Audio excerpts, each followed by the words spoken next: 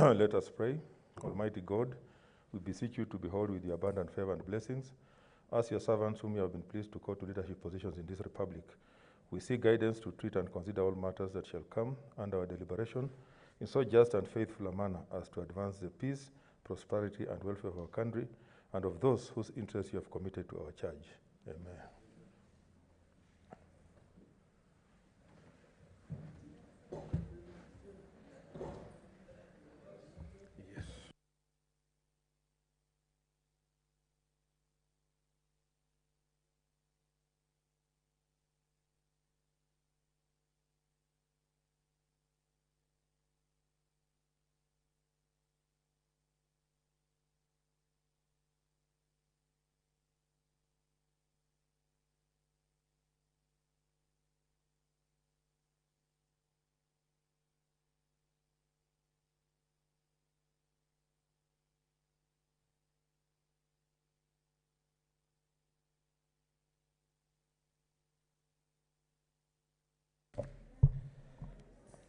Order number 1, administration of oath. Order number 2, communication from the chair. Order. Take your seat.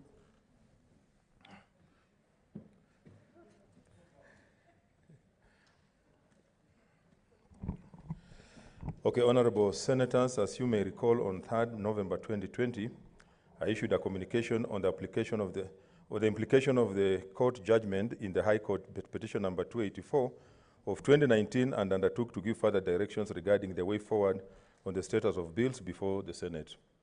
In that case, the High Court issued a number of declarations and issued orders that affect a number of Senate bills pending before both houses. 2, the court stated unequivocally that the concurrence process under Article 110(3) of the Constitution is mandatory and is a condition precedent before any House of Parliament can consider a bill. In particular, the court ordered that the immediate cessation of consideration of all bills that are pending before either House and for which joint concurrence by the speakers of both houses has not been demonstrated. In order to allow such bills to be subjected to the mandatory joint concurrence process contemplated under Article 110(3) of the Constitution, Honorable Senators, in order to implement the court decision, the Senate House Business Committee met today and analyzed all Senate bills pending before the Senate and National Assembly and noted that there are several categories of bills at various stages in the Senate and the National Assembly. The bills include bills in respect of which the concurrence of both speakers was obtained, B, bills in respect of which the Speaker of the Senate sought the concurrence of the Speaker of the National Assembly, and C, bills that are still undergoing concurrence processes under Article 110(3) of the Constitution. Currently, there are 3 bills for which the legislative process under 110(3) was adhered to and thus concurrence can be demonstrated. Bills under this category are not affected by the court order and shall therefore be proceeded with for consideration in accordance with Article 110 to 113 of the Constitution. The bills under this category are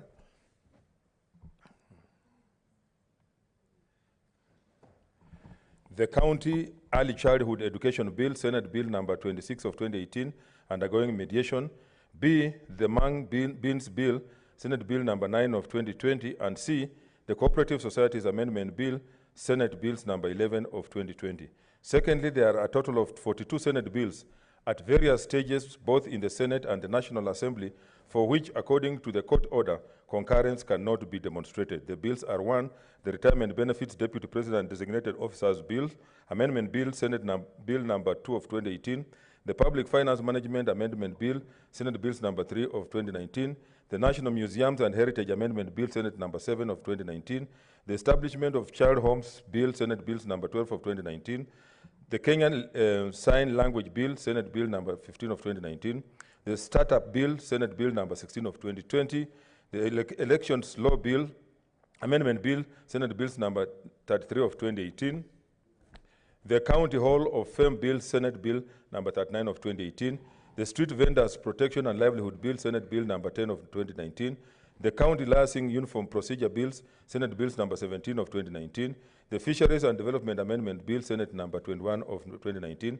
the Lifestyle Audit number 2 Bill, Senate Bills number 22 of 2019, the Reproduction Health Care Bill 2019, Senate Bills number 23 of 2019, the Wildlife Conservation and Management Bills, Senate Bill number 24 of 2019, Law of Succession Amendment Bill, Senate Bill number 1 of 2020, Prompt Payment Bill, Senate Bills number 3 of 2020, the County Resource Development Bill, Senate Bills number 2 of 2020, the Parliamentary Powers and Privileges, Senate Bill number 4 of 2020, the Community Health Service Bill, Senate Bills number 5 of 2020, the Investment Promotion Bill, Senate Bill number 8 of 2020, the Basic Education Amendment Bill, Senate Bill number 10 of 2020, the Kenya Citizen and Immigration Bills, Senate Bills number 12 of 2020, the Corporate Amendment Bill, Senate Bills number 13 of 2020, the County Vocational Education Bill, Senate Bill number 14 of 2020, the Persons with Disability Amendment Bill, Senate Bill number 15 of 2020, the University Amendment Bill, Senate Bills number 18 of 2020,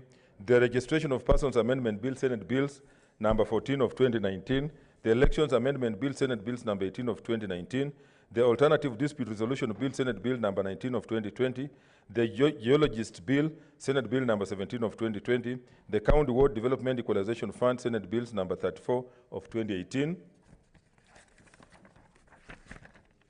the Public Participation Bill, Senate Bill number 4 of 2018, the County Statistics Bill, Senate Bill number 9 of 2018, the Local Content Bill, Senate Bills number 10 of 2018, the Salaries and Remuneration Commission Amendment Bills, Senate Bill number 12 of 2019, the Care and Production of Order Members of Society Bill, Senate Bill number 17 of 2018, the Statutory Instruments Amendment Bill, Senate Bill number 24 of 2018, the County Oversight and Accountability Bill, Senate Bill number 28 of 2018, the Mental Health Amendment Bill, Senate Bill number 32 of 2018, the Public Finance Management Amendment Bill, Senate Bills number 3 of 2019, the Prevention of Terrorism Amendment Bill, Senate Bill number 20 of 2018, and 42, the Treaty Making and Ratification Amendment Bill, Senate Bill number 23 of 2018.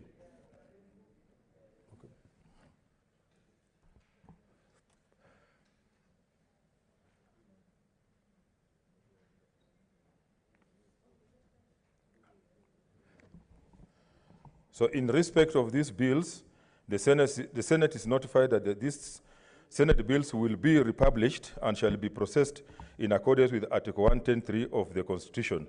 There are also National Assembly bills for which the Speaker of the National Assembly has sought the concurrence of the Speaker of the Senate pursuant to Article 110(3) of the Constitution.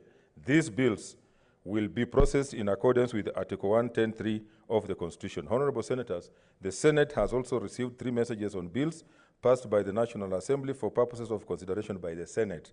The messages are in relation to the following National Assembly bills.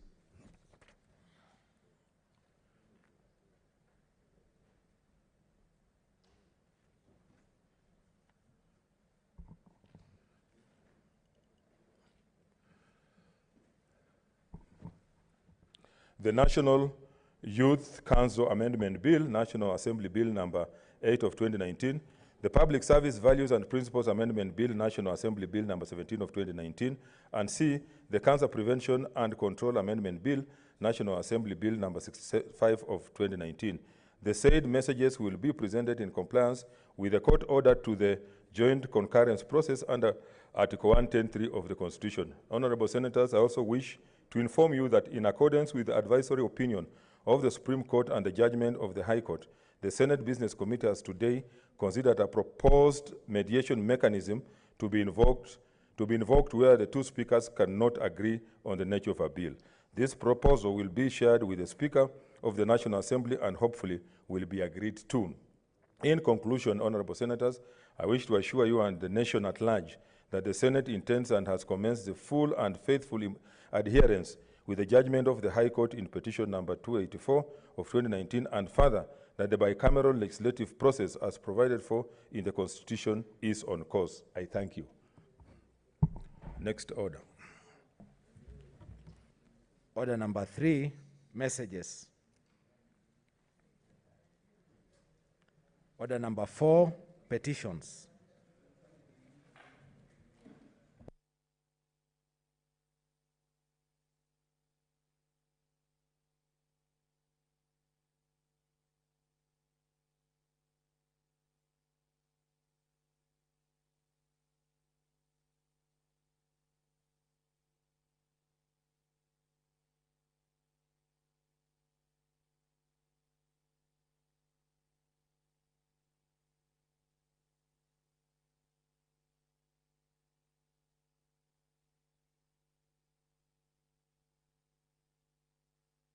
Chair, Labour.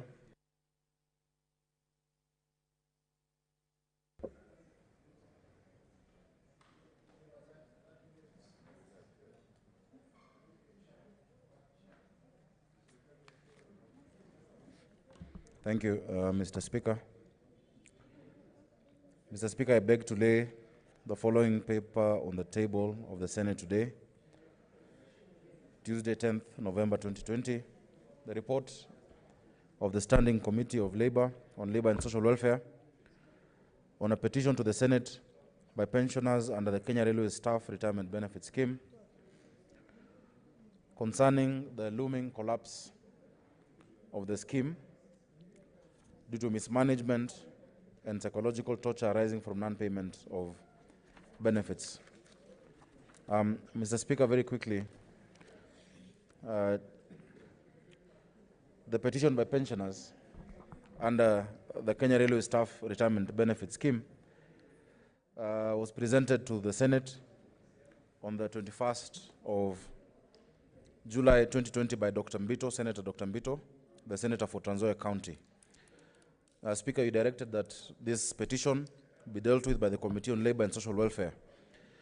We held 8 sittings on this matter, including a follow-up meeting, which took place yesterday, Mr. Speaker,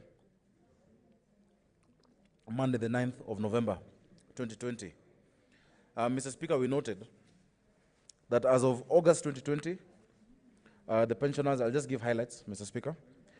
Pensioners are now being paid 12 months pension, and Kenya Railways Corporation, as a sponsor, had not effected mandatory annual pension increase of 3% per annum, accrued with effect from 1st January 2014. In our engagements, Mr. Speaker, with the sponsor and with the Kenya Railways and with different stakeholders, including RBA, the Treasury, the Ministry of Transport, we've been able to secure, Mr. Speaker, much of this payment, 5 months. There's a little bit pending. But we're able to report, Mr. Speaker, that through this petition, all the pensioners at Kenya Railways will get all their dues. We have commitments that have been made, even as recently as yesterday. Already they received 325, or rather 220-something million shillings. And there's a 325 that is due within the next 2 weeks. And there's a 5 billion shillings, Mr. Speaker, that is coming out of compensation of the Railway Club. That is part deposit of that transaction. Treasury has confirmed to us the money is available. Yesterday, during our meeting, the National Land Commission chair was called. He was able to confirm that they're finishing the valuation. Once that is done, we will secure up to 6 years of pension for the pensioners, as well as, Mr. Speaker, after the disposal of certain assets, we'll make sure for 10 years we won't have a problem with Kenya Railways pensioners. But having said that, Mr. Speaker, in addition, and I'll go through the prayers, we have agreed with RBA that the process of ensuring the 70-30 liquidity of the scheme in terms of assets and liquid cash is adhered to, so as to ensure there's a health, the health of the scheme. The first prayer, Mr. Speaker, sought to compel RBA to implement item 67 of the High Court ruling in 2012, which was, Mr. Speaker, the issue of disagreements within the scheme having a negative impact on the livelihoods of the pensioners. Mr. Speaker, and it was incumbent on RBA to address the concerns of the petitioners in spirit of the Constitution and the wider interest of the pensioners. Mr. Speaker, we've ensured and we've observed that there's that continuous engagement with RBA to ensure information flow. We've recommended that RBA continue to facilitate, and it reports to the committee on a monthly basis. Even after we've finished the report on this commission, on this petition, RBA is reporting to us on a monthly basis on the progress in line with Section 5 of the RBA Act. And not just Kenya Railway scheme. There are many other big schemes like this. We're next looking at Posta. We've had a lot of issues with the Posta scheme for the retirees and various other, of these big government schemes. Mr. Speaker, on the second prayer, that we intervene and help the vulnerable petitioners who have not received their pension for the last 12 months. Mr. Speaker, as I've said, through the committee's efforts, at least 6 months have been paid. As of last week, 1 more month was paid, and we're waiting for an agreement within the next 2 weeks to ensure that the entire 5 months left arrears are done. And not just that, Mr. Speaker, we are securing 6 years going forward. within the next 1 month. So that is a success of the Senate. And I want to thank members of the Labour Committee as well as all the stakeholders who've come to us because they've been very, very cooperative. Mr. Speaker, it is our duty, even after the life of this petition, and I'd like to encourage the petitioners that given this report is not the end, we've agreed on frequent meetings, we'll ensure all arrears are paid, the increments are looked at, and that the pensioners receive timely monthly payments. This scheme, Mr. Speaker, has a budget, or rather an outflow of around 70 million shillings a month, but the only income they're generating is 40 million. So no matter how you look at it, there'll always be that shortfall. But based on the 5 billion deposit, and that is just a deposit, on this Kenya Railways land here, that is behind us at what used to be called Luna Park, the railway club, where we go for funeral meetings from our people, you know, Mr. Speaker, they like that place. That deposit of 5 billion at least secures 6 years. The other properties in Valley Arcade, the properties in Upper Hill, Matumbatu Road, etc., that are still in the process of being sold. Mr. Speaker, as of our meeting yesterday, we have agreed on the issue of an escrow facility to ensure facility from KCB of 325 million. And that's what I've mentioned, we'll sort out the next 2 months. Mr. Speaker, we're concerned with the sustainability of the scheme. We've agreed, and RBA is coming back to our committee with a plan on how to make sure, Mr. Speaker, that on top of debt recovery and sale of the assets, that the ratio that is recommended for a scheme such as this is maintained, and we're looking at the governance issues. Mr. Speaker, we've also asked for that investment policy and action plan to be given to us within 14 days. And in addition, Mr. Speaker, we have asked for certain audits to be done. Mr. Speaker, we've asked for a forensic audit on the scheme operations by RBA to look at, from its inception, World Bank grant funds that are given to the scheme to kickstart its operations, the rent money that the scheme has been collecting and its usage since inception, the debts owed to the scheme, including by Kenya Railways Corporation, and just from there, Mr. Speaker, we've just launched the Nairobi Commuters Railway, which is very good. The status of the land that Rahim Tula Towers, which you all know in Upper Hill, sits on Kenya Railway scheme land. In regards to the assets owned by the scheme, we want to know the status of that land, Mr. Speaker. And on this, they are reporting to us within 2 months with those details of those audits, Mr. Speaker. Mr. Speaker, we've also asked for a review of the structure and composition of the Board of Trustees so as to ensure compliance with Regulation 8 of the Retirement Benefits, Occupational Retirement Benefit Schemes regulations, and that any existing or any potential conflicts of interest are resolved. Mr. Speaker, we've noted some of the membership, of the board might have a potential conflict of interest as we move along. We've also asked the Auditor General to conduct an independent, different from what RBA is doing, an independent special audit on the management of this scheme and report to us within 3 months, including but not limited to the areas I've mentioned up above, on the World Bank, the rent, the debts, and the status of certain properties. Mr. Speaker, we are very specific on the above issues, and we don't want one report. We want a report from RBA and a different report, RBA as a regulator, and an independent report from the Auditor General, such that the Auditor General should not give us a rehashing of the RBA report. The Auditor General should do her own report, and the RBA also give us their own report. Mr. Speaker, as I move to finish, that RBA ensures that all public retirement pension schemes, and I've mentioned just a few, including Posta, and there are many others, I think members know. There are all these people who've worked so hard for this country. They're in their, twilight or sunset. They're in their old age. They're suffering. Yet they gave so much service to our country. They can't even afford. The other day, they were meeting to contribute money for one of them who had passed on. They could not even afford 200,000 shillings. Yet they were given years of service. And not just in this government national schemes, but also county schemes. Mr. Speaker, that's the next place we're looking at on LAB Fund and on LAB Trust. Mr. Speaker, the National Treasury, and I want to thank CAS Gashuhe specifically, and CAS Obure. I know we have issues when CAS has come sometimes, but those two, Mr. Speaker, must be singled out. CAS Chris Obure, who is a senator, and CAS Gashuhe, who was in the National Assembly, have been very, very versatile. That even in the course of a meeting, instead of saying we'll come back to you in 14 days, they pick up a phone, they make that call, and they give us information. That is why we support the introduction of ministers from Parliament, because politicians understand these things and can deal with things as they happen. Mr. Speaker, it is finally now my duty, pursuant to Standing Order 232, to table this report in relation to the petition by the pensioners under Kenya Railway Staff Retirement Benefit Scheme on the looming collapse of the scheme due to mismanagement and psychological torture. And I want to assure the petitioners, I want to assure the sponsor, Kenya Railways, Treasury, that we are not done with this matter. We are still on this matter, and I want to keep all other government schemes with money owed to our pensioners on notice that we are on you, Mr. Speaker. Thank you. Thank you. Well done, Chair. Next order.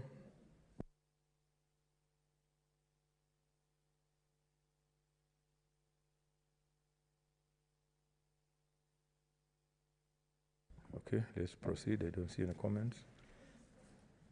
Order number 5, papers. Chairperson, Standing Committee on Agriculture, Livestock.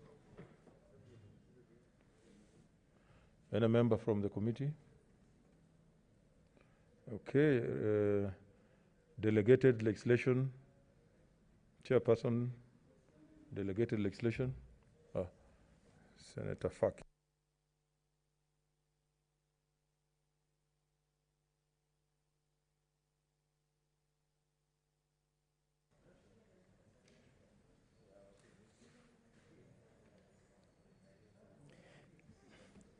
Thank you, Mr. Speaker, sir. Mr. Speaker, sir, I beg to lay the following paper on the table of the Senate today, Tuesday, 10th of November, 2020.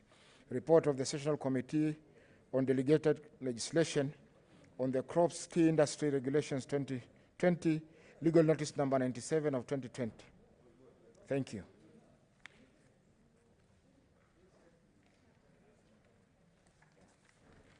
Next order.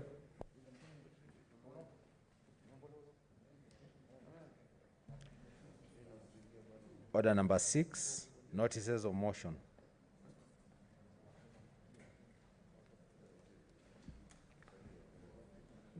Leader of majority.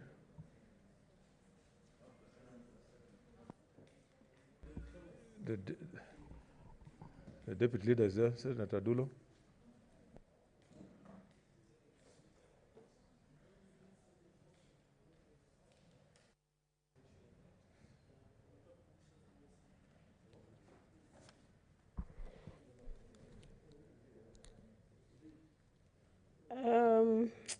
Thank you, Mr. Speaker. I wish to give notice of the following motion.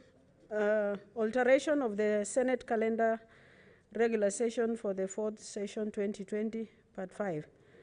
That notwithstanding the resolution of the Senate made on the 27th February 2020, approval of the Senate calendar on 15th September 2020 and 8th October 2020, alteration of the Senate calendar pursuant to Standing Orders 29.4 and 31.3, the Senate resolves to further alter its calendar regular session for the 4th session 2020 in respect of Part 5 to hold one sitting on Tuesdays, beginning on Tuesday 10th November 2020 until Tuesday 1st December 2020, and that the Senate calendar regular session for the 4th session 2020 be altered accordingly. I thank you.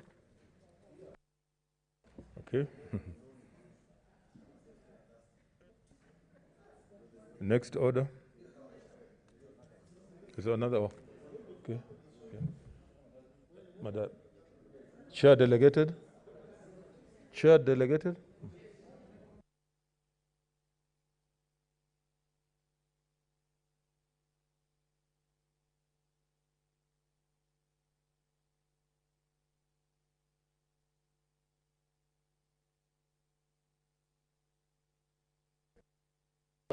Thank you, Mr. Speaker.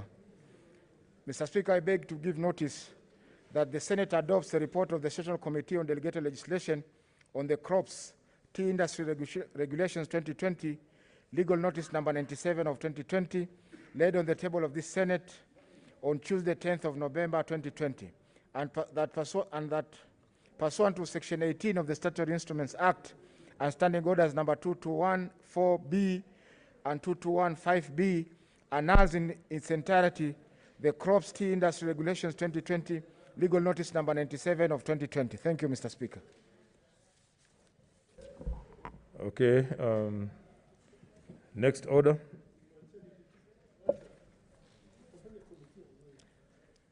Order number 7, statements.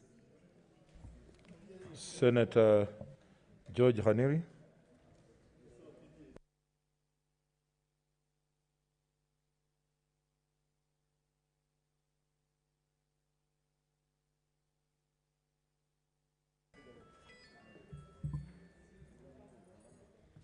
Mr. Speaker, I want to thank you for the opportunity, and allow me, Mr. Speaker, to thank nominated Senator Rose Nyamunga for allowing me to come first, because her statement was first on insecurity in Kisumu.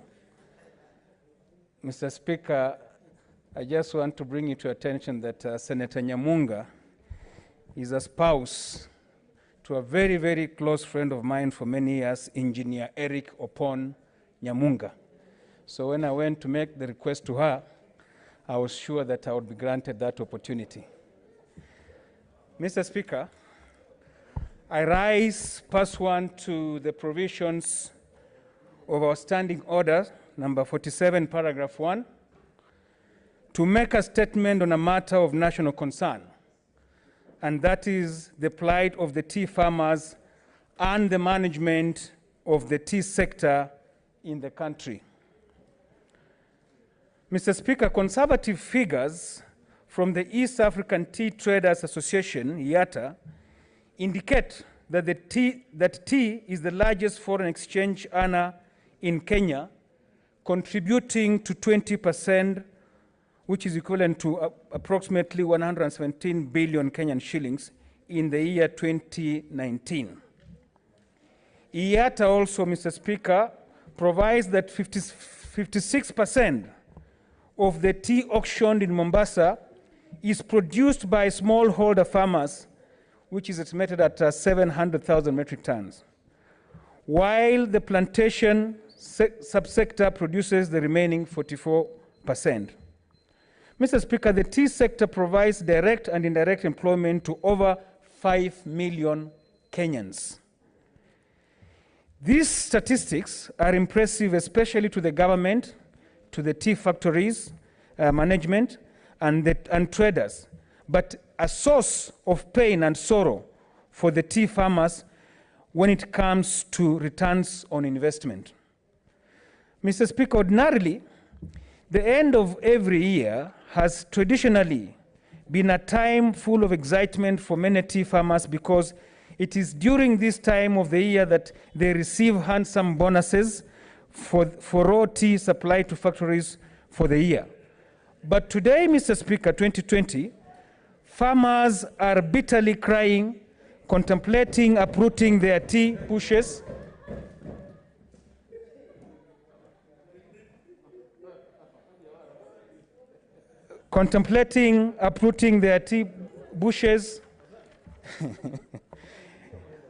not out of choice or a better alternative land use, but from frustrations and the realization that tea planting is wasted labor, time, and resources. It is painful that despite the fact that Kenya is recognized worldwide in terms of producing high quality and marketable tea, the farmers who are the real backbone languish in squalor. Let's consult in low tones. I know there's a bit of excitement.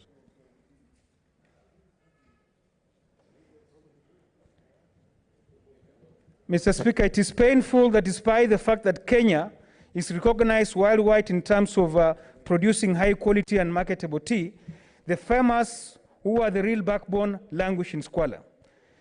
Just to mention a few problems faced by the tea farmers, in addition to the low bonus payments, farmers are paid yearly reducing monthly purchase price for raw tea. Mr. Speaker, no subsidized fertilizer, mistreatment, and frustration from monopoly tea processing companies and their employees, non-existent extension services, corruption in weighing tea leaf hawking, among others. Mr. Speaker, I'm deeply concerned by the happenings in the tea industry, because Vihiga County is blessed to host one of the tea processing factories in Kenya, Mudete Tea Factory. and majority of the residents have tea plantations. Having the factory in the county is a good thing, as the tea industry offers both direct and indirect employment. In fact, Mudete market has Senator grown Abdullahi, owing what to the is it? location of this tea There's a point of factory. intervention. Senator Abdullahi. Thank you, Mr. Speaker.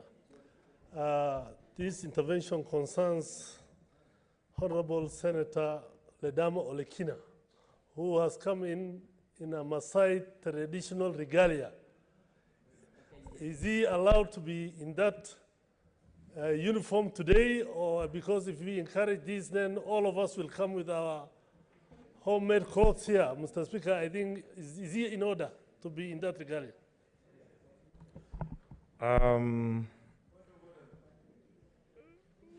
What's your point of order? Yes, Senator Mazaya, I wanted to respond to that. Yes, Senator Mazaya. I would like to inform if he's ready to be informed. Pardon? He has finished. I wanted to give direction that I'll give. So far as I look at the Senator for Narok, what he's wearing looks like a cultural dress. And I'll give further direction before the end of the session today on whether it's appropriate, but in the meantime, you remain in the House. Let's proceed. Do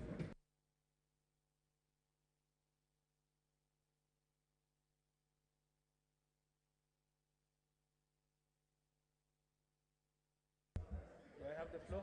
Proceed, Senator Kaniri.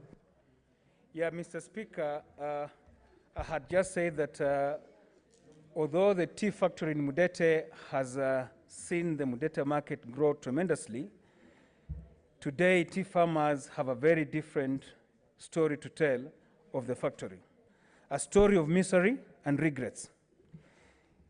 They tell of how the tea factory is demanding that they reduce the moisture content in plucked tea leaf before delivery, nightmare in weighing of the tea, farmers having no convenient and practical time to deliver the tea leaves because this depends on the time the collecting lorries arrive at the buying centers, sometimes as early as 9 a.m., Mr. Speaker, in the morning, and other times as late as 11 p.m.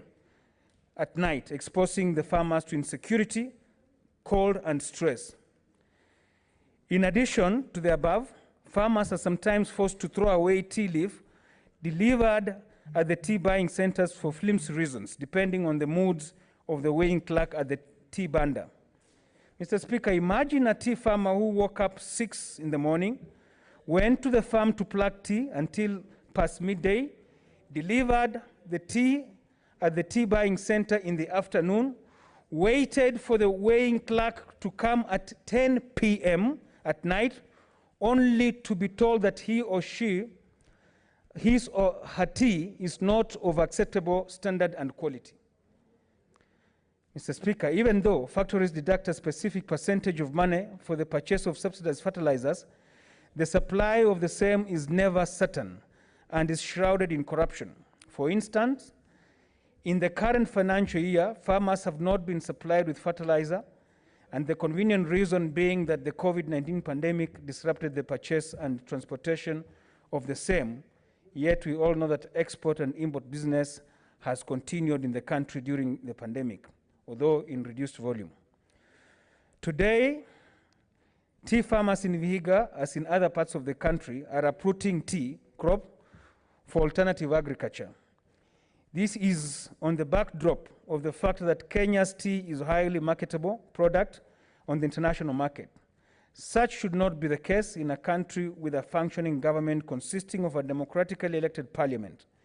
There are a number of issues that need to be solved urgently. The issue of taxation and general management of the Kenya Tea Development Authority Agency, KTDA, and fast tracking of legislations on tea in Parliament.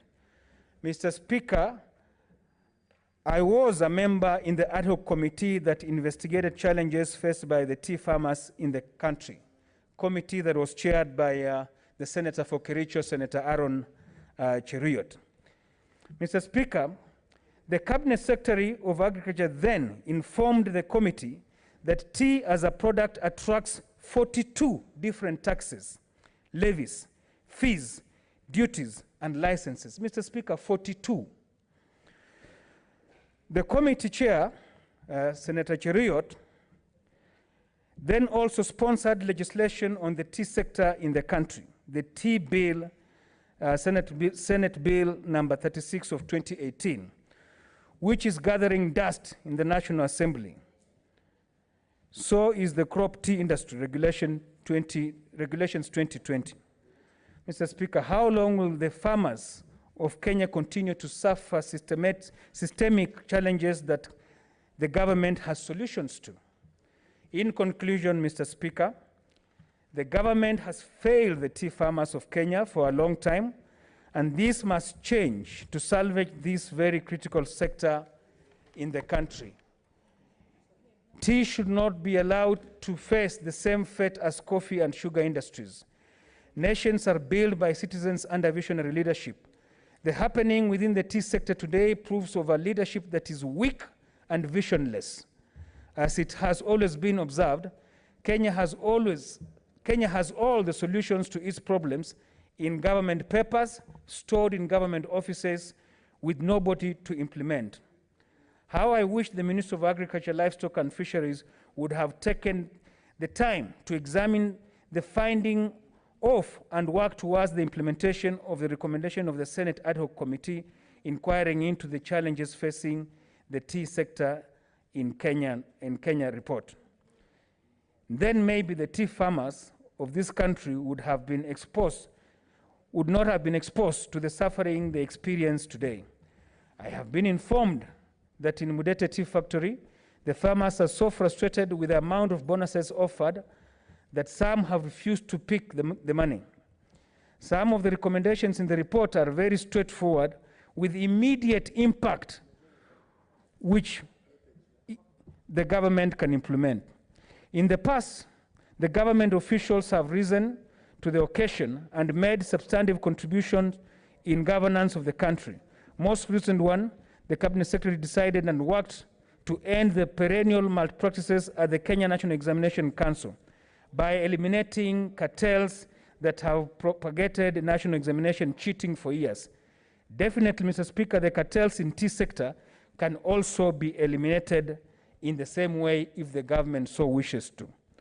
Mr. Speaker, I thank you. Thank you. Senator Ephraim Maina comes. Let's observe social distance. Senator Omanga, please, let me just caution you. COVID is real, and we are not safe. So please, please, please, I want to call upon you to, and I know what I'm talking about. So let us take this thing seriously. We are not safe. Senator Maina.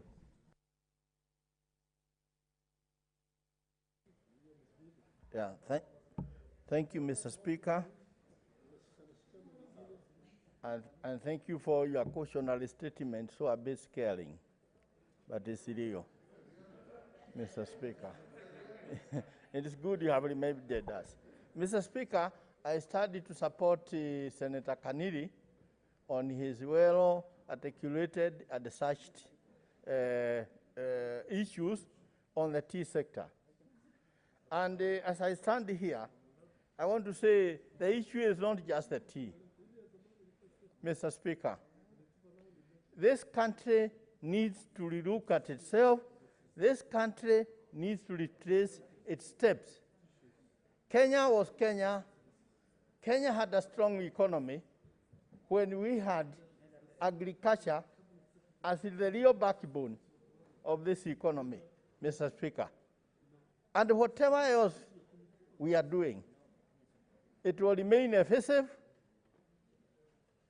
and we are not likely to get the rate of achievement of economic development that we expect. Mr. Speaker,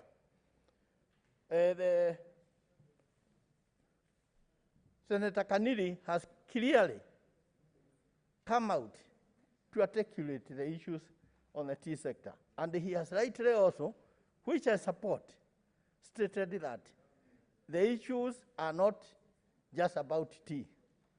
There is the issue of sugarcane, there is the issue of maize, there is the issue of coffee.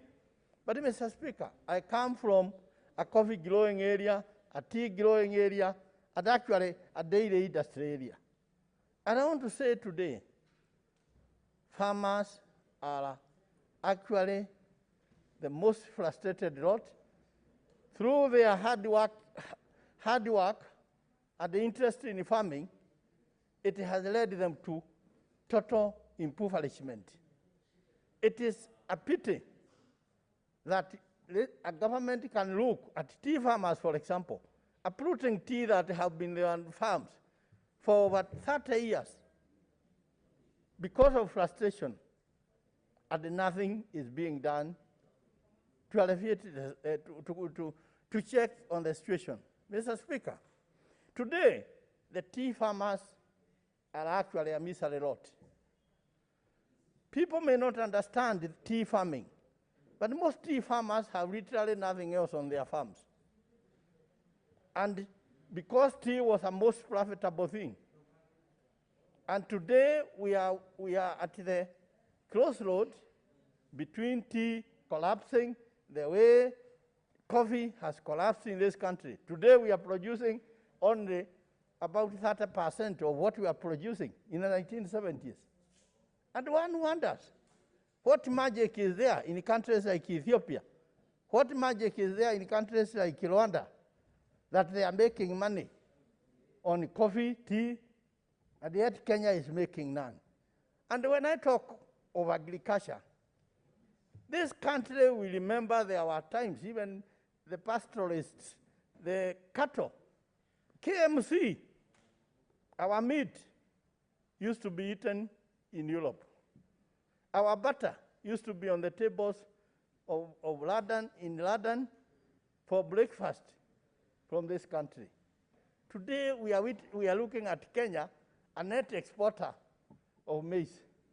We are looking at Kenya, where you hear countries like, I don't know, Uganda are producing more coffee than Kenya.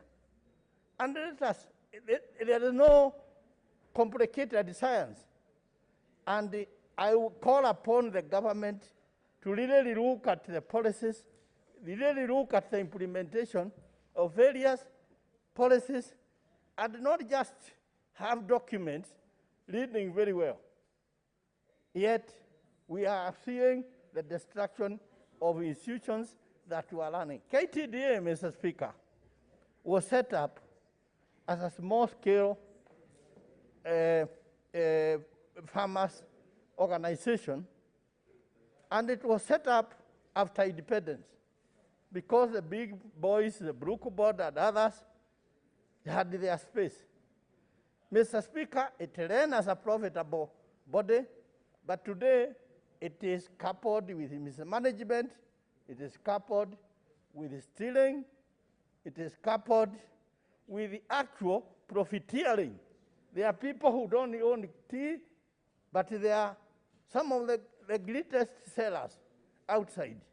You hear that during auction, there is a certain portion left, Mr. Speaker, and I don't know on what basis, and a few companies or a few individuals are given the window to go and market that tea outside and then pay the money after 1 year. Mr. Speaker, these issues should be handled and handled quickly, and we have the tea bill in Parliament, but some of the regulations do not need a tea bill. Government can implement some policies immediately. And it is also at this point that I call back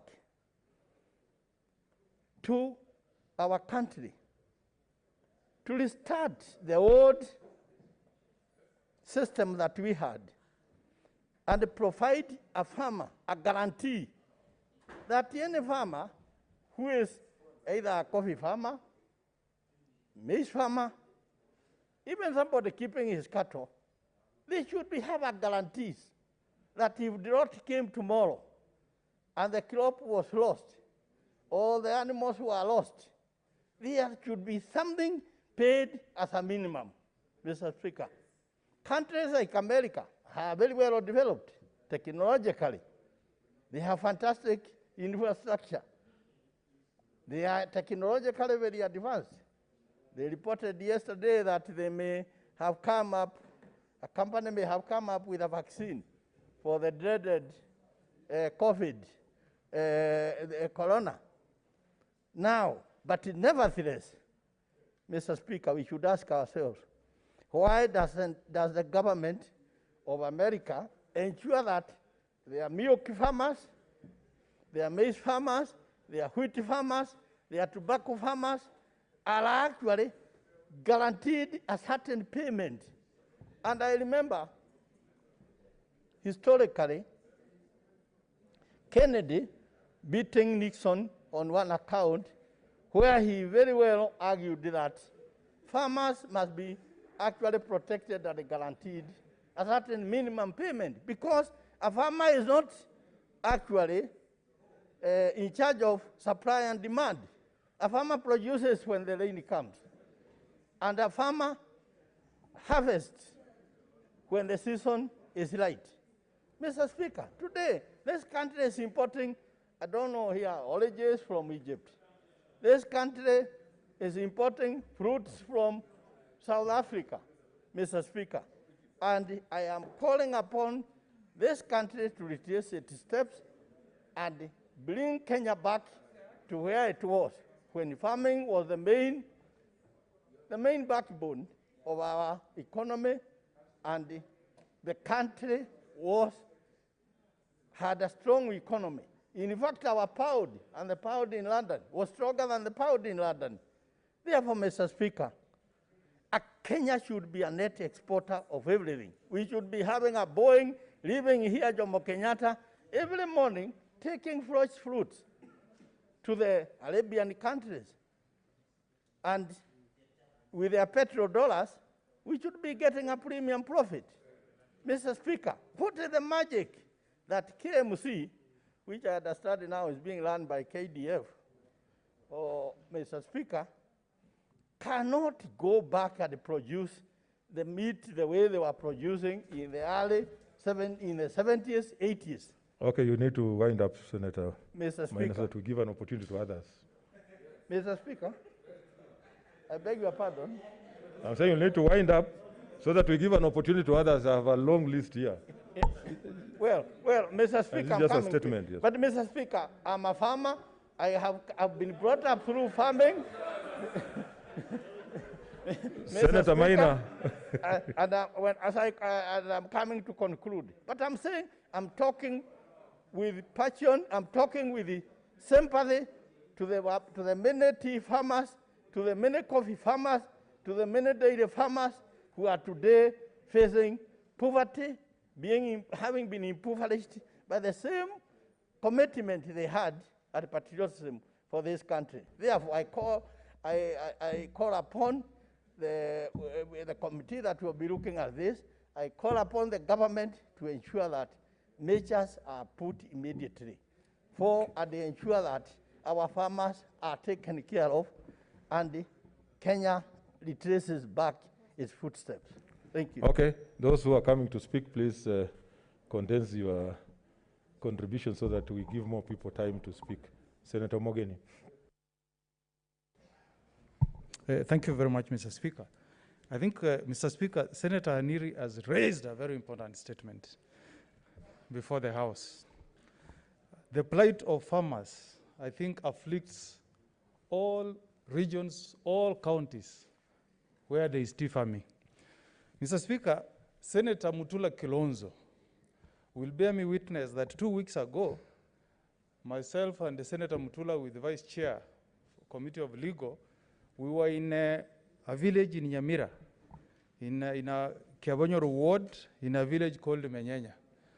And Mr. Speaker, you'll be surprised that farmers there narrated to us their plight.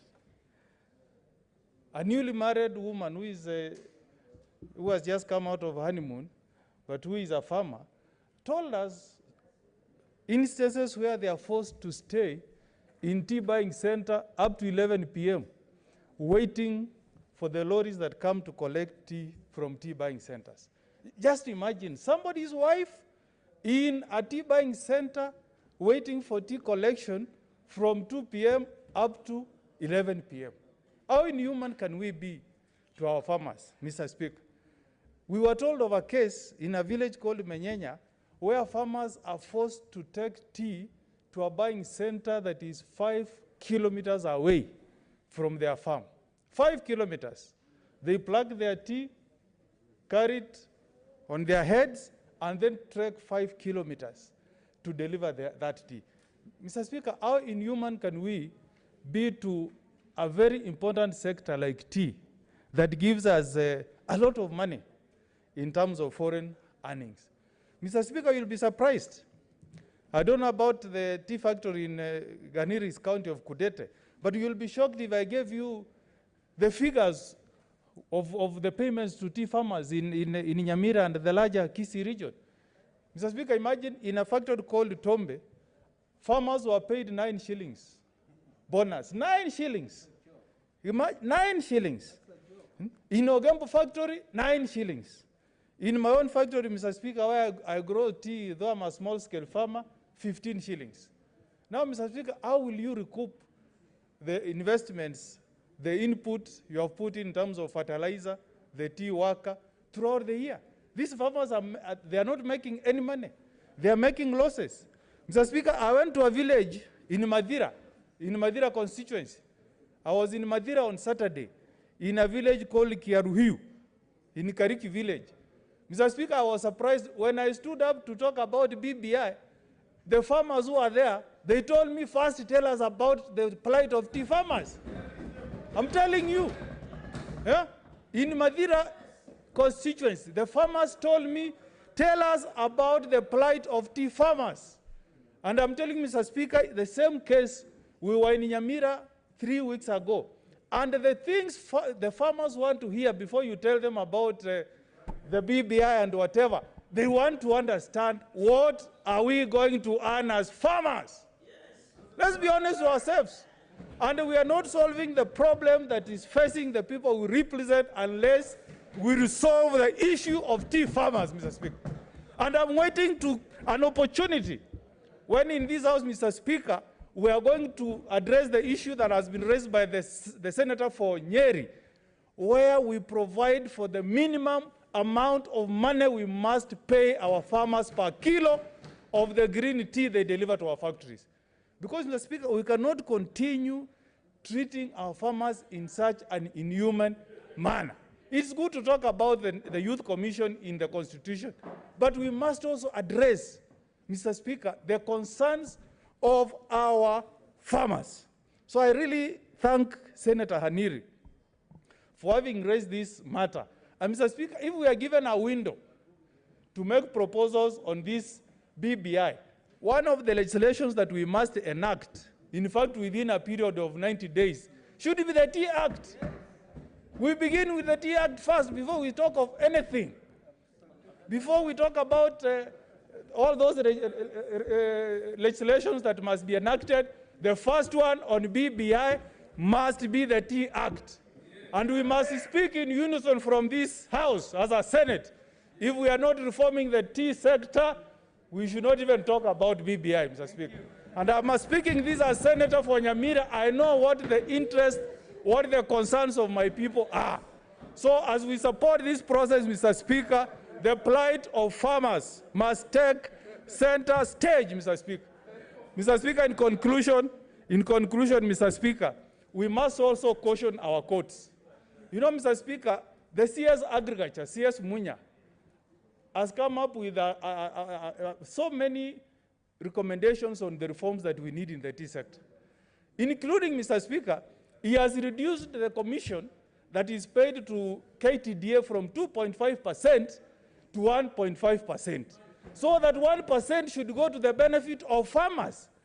Mr. Speaker, the CS has proposed that we reduce the number of directors in tea factories from 6 to 3, Mr. Speaker. What has happened, Mr. Speaker? Some cartels have gone to court they have obtained an injunction reforming these reforms. Honestly, we must ask our courts, are we serving the interests of Kenyans, or we are serving the interests of a few cartels? I want to appeal to the judiciary, and we respect the independence of that institution.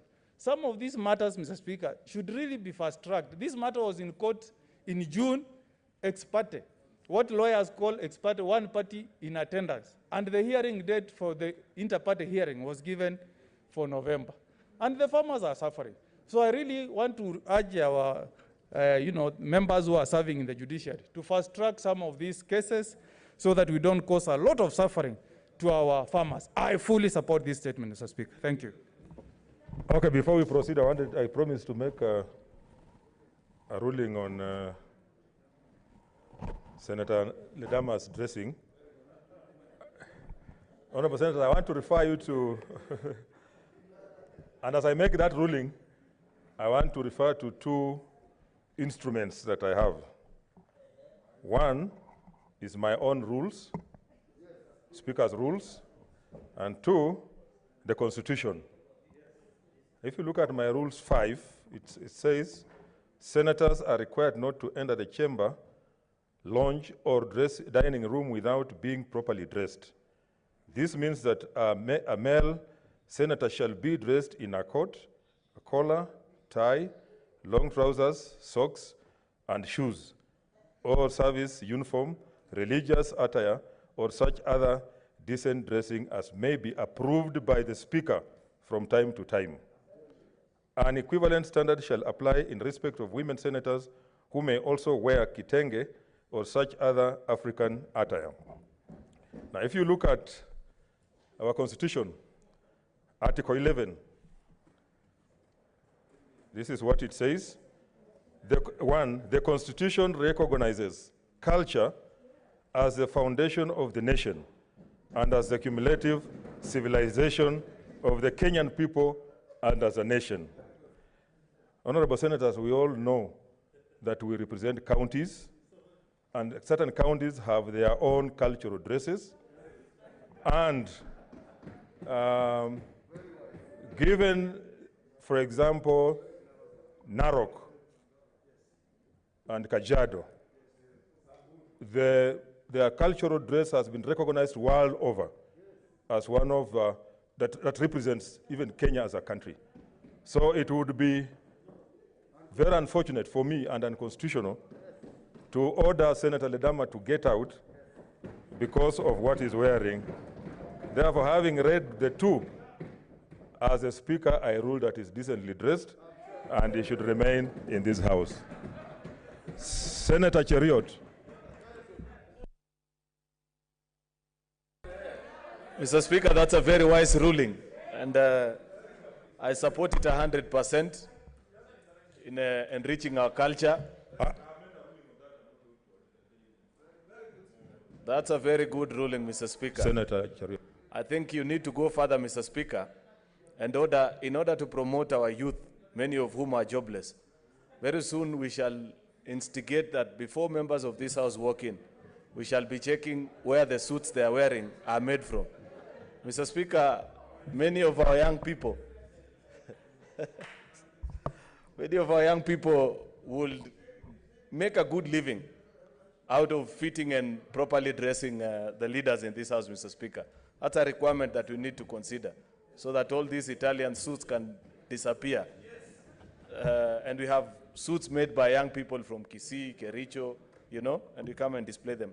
Anyway, Mr. Speaker, this is a very important issue that our colleague Senator George Aniri has brought to the attention of this House. Mr. Speaker, he has brought it so well and reminded us the journey that this House has traveled with the tea farmers of this country. That in 2018, we formed a committee and we went around the country, visited at least, I think, almost 9 or 10 of the 13 tea growing counties in this republic, Mr. Speaker. After which we proposed a report before this House and jointly together with that committee came up with that bill. And like Senator George Haniri has rightfully reminded this House, that bill continues to enjoy a lot of delay at the National Assembly. Mr. Speaker, I have made efforts to follow up and find out what is the reason and the cause of the delay. And I can gladly report to the House, although it has taken longer than it should have taken, that the members of the Agriculture Committee in the National Assembly, actually I was doing this work this morning, and I didn't know that Senator George Aniri would be coming with this statement, have assured us that the bill is now in the third reading, and by next week, they should be done with it. Of course, as expected, they have introduced a raft of changes, of course, because of the provisions of Article 114, Mr. Speaker, and 110 on issues to do with the money bill. There are so many things that we would have wished to address, including some of the concerns that Senator Haneri spoke about on the number of taxes. The tea farmer is the most taxed citizen in this republic, Mr. Speaker, and we would have wished to propose waivers. But given the provisions of our constitution and the limitations on what this House can do in terms of money bills, Mr. Speaker, we were not able to handle it. But we have ensured that our colleagues in the National Assembly have addressed themselves to this particular issue, and therefore I can sit here proudly knowing that many of our concerns, those that we have been sufficiently addressed in that bill. Mr. Speaker, I do hope that when they later on give that communication later this week, and that's why I was a bit apprehensive when I heard the Leader of Majority propose that perhaps later there'll be a debate on limitations of the number of days we shall be sitting. I was concerned. It is my sincere most wish, Mr. Speaker, that before we break for this session of Parliament, that we conclude this particular matter once we receive the communication from the National Assembly. The Committee on Agriculture is quickly seized of this matter, ensure that all the additional further legislation, because many of them I have personally followed through and listened to the debates, ensured that many of the provisions that they've introduced are fair and protective of the rights of our farmers, that they quickly agree, at least if many of those changes will be in tandem with the wishes of this House, and ensure that we liberate the tea farmer, Mr. Speaker. Mr. Speaker, I'd wish to agree with my colleagues on many of the changes that we propose in that particular report. We have seen their fruition even before the passage of this bill. For example, Mr. Speaker, in that report, the report that we tabled before this House, we had proposed that IATA, the East African Tea Trade Association, must be forced to go digital, Mr. Speaker, because the issues of price fixing are brought about by manual auction of tea, where 2, 3, 4, or 5 to 10 tea buyers, Mr. Speaker, can sit at a round table in Mombasa and agree how much people will pay for tea that belongs to over 600,000 farmers in this country, Mr. Speaker. So we had said to stop this rigging and manipulation of price, Mr. Speaker, it is important that we have a digital platform where people can bid. You do not have even to be present at the auction, but to ensure that farmers get value for their money. I have seen in the newspapers, Mr. Speaker, that on the 27th of this month, I think His Excellency the President will be at the tea auction in Mombasa to launch that digital platform, Mr. Speaker. That is courtesy of work that has been done by this particular House. The journey is still long, Mr. Speaker, because I know there are many things that we are calling upon this government to do so as to respect the gainful place of our tea farmers, Mr. Speaker. Mr. Speaker, in other countries, farmers like the tea farmers are respected and given their place of pride because of their contribution to the economy. Mr. Speaker, one time while visiting the city of Des Moines in Iowa, Mr. Speaker, I saw a very interesting advert on their airports where they were urging that farmers and serving military men and women should be allowed not to queue. And they had a very interesting caption about it. They say the military guys could be returning home to visit their families, allow them not to queue, and the farmers need to hurry home to plant for the next season. Very interesting. They respect their farmers because they know the work that they did. But in this country, Mr. Speaker, our farmers are continuously neglected. You cannot know nowadays. Back in the day, when tea was tea, Mr. Speaker, during the months of November, a month like now, when tea bonus was paid, in the county that I represent in this House, you could tell that people have money. But nowadays, whether it is paid or not paid, there's no difference because of the many bottlenecks that we have introduced in this sector. Mr. Speaker, I agree with Senator George Aniri that despite the fact that various gains have been made, a lot of work needs to be done, Mr. Speaker. I agree with Senator Okongo Mogeni, and this morning with a group of other friends that represents tea farmers in this parliament, we gave out a press conference, Mr. Speaker, and we are calling out for the inclusion of, for the creation of a guaranteed minimum returns fund in the BBI, Mr. Speaker, so that you ensure that as a farmer, when you do plan your green grams, your corn, sugar cane, tea, coffee, whatever you produce, that this government ensures that there's a fund that stabilizes the market for them. That if it gets to a point for reasons that are beyond the market forces, farmers end up earning lower than the usual price, at least there's a fund that, that ensures that that market is stabilized, Mr. Speaker. It is my sincere hope that those views will be taken into consideration and we shall be able to take the concerns of our tea farmers. I know there are many things that I would have wished to say, but in the interest of our colleagues who want to say other things, Mr. Speaker, let me leave it at that, but appreciate the statement by our colleague, Senator George Aniri, on behalf of the tea farmers. Thank you, Mr. Speaker. Mutula Kilonzo Jr., Senator. Thank you, Speaker. Speaker, first I want to echo the sentiments of Senator Omogeni. The Senate Committee on Legal Affairs saw actual suffering of a tea farmer. Actual. Where a disabled farmer in Nyamira, and because the directors had disagreed, this tea farmer who's disabled, and I thank Senator Omogeni for buying a wheelchair for him, is forced to travel 5 kilometers to deliver tea and 5 kilometers back. And in most cases, these tea factories and tea corporations, some of them are exercising discretion as to whether they can collect the tea. Mr. Speaker, I am of the view that a true shared prosperity of this country is making sure that the small people like those ones, like that gentleman who is disabled, Mr. Speaker, can make money out of tea. People like Senator Cheruiyot and Senator Nandi, a large portion of the land they occupy is tea. I'm aware of a Dubai company that is repackaging our tea. Mr. Speaker, it's repackaging our tea in Dubai and selling it. It's not like tea is not a marketable crop.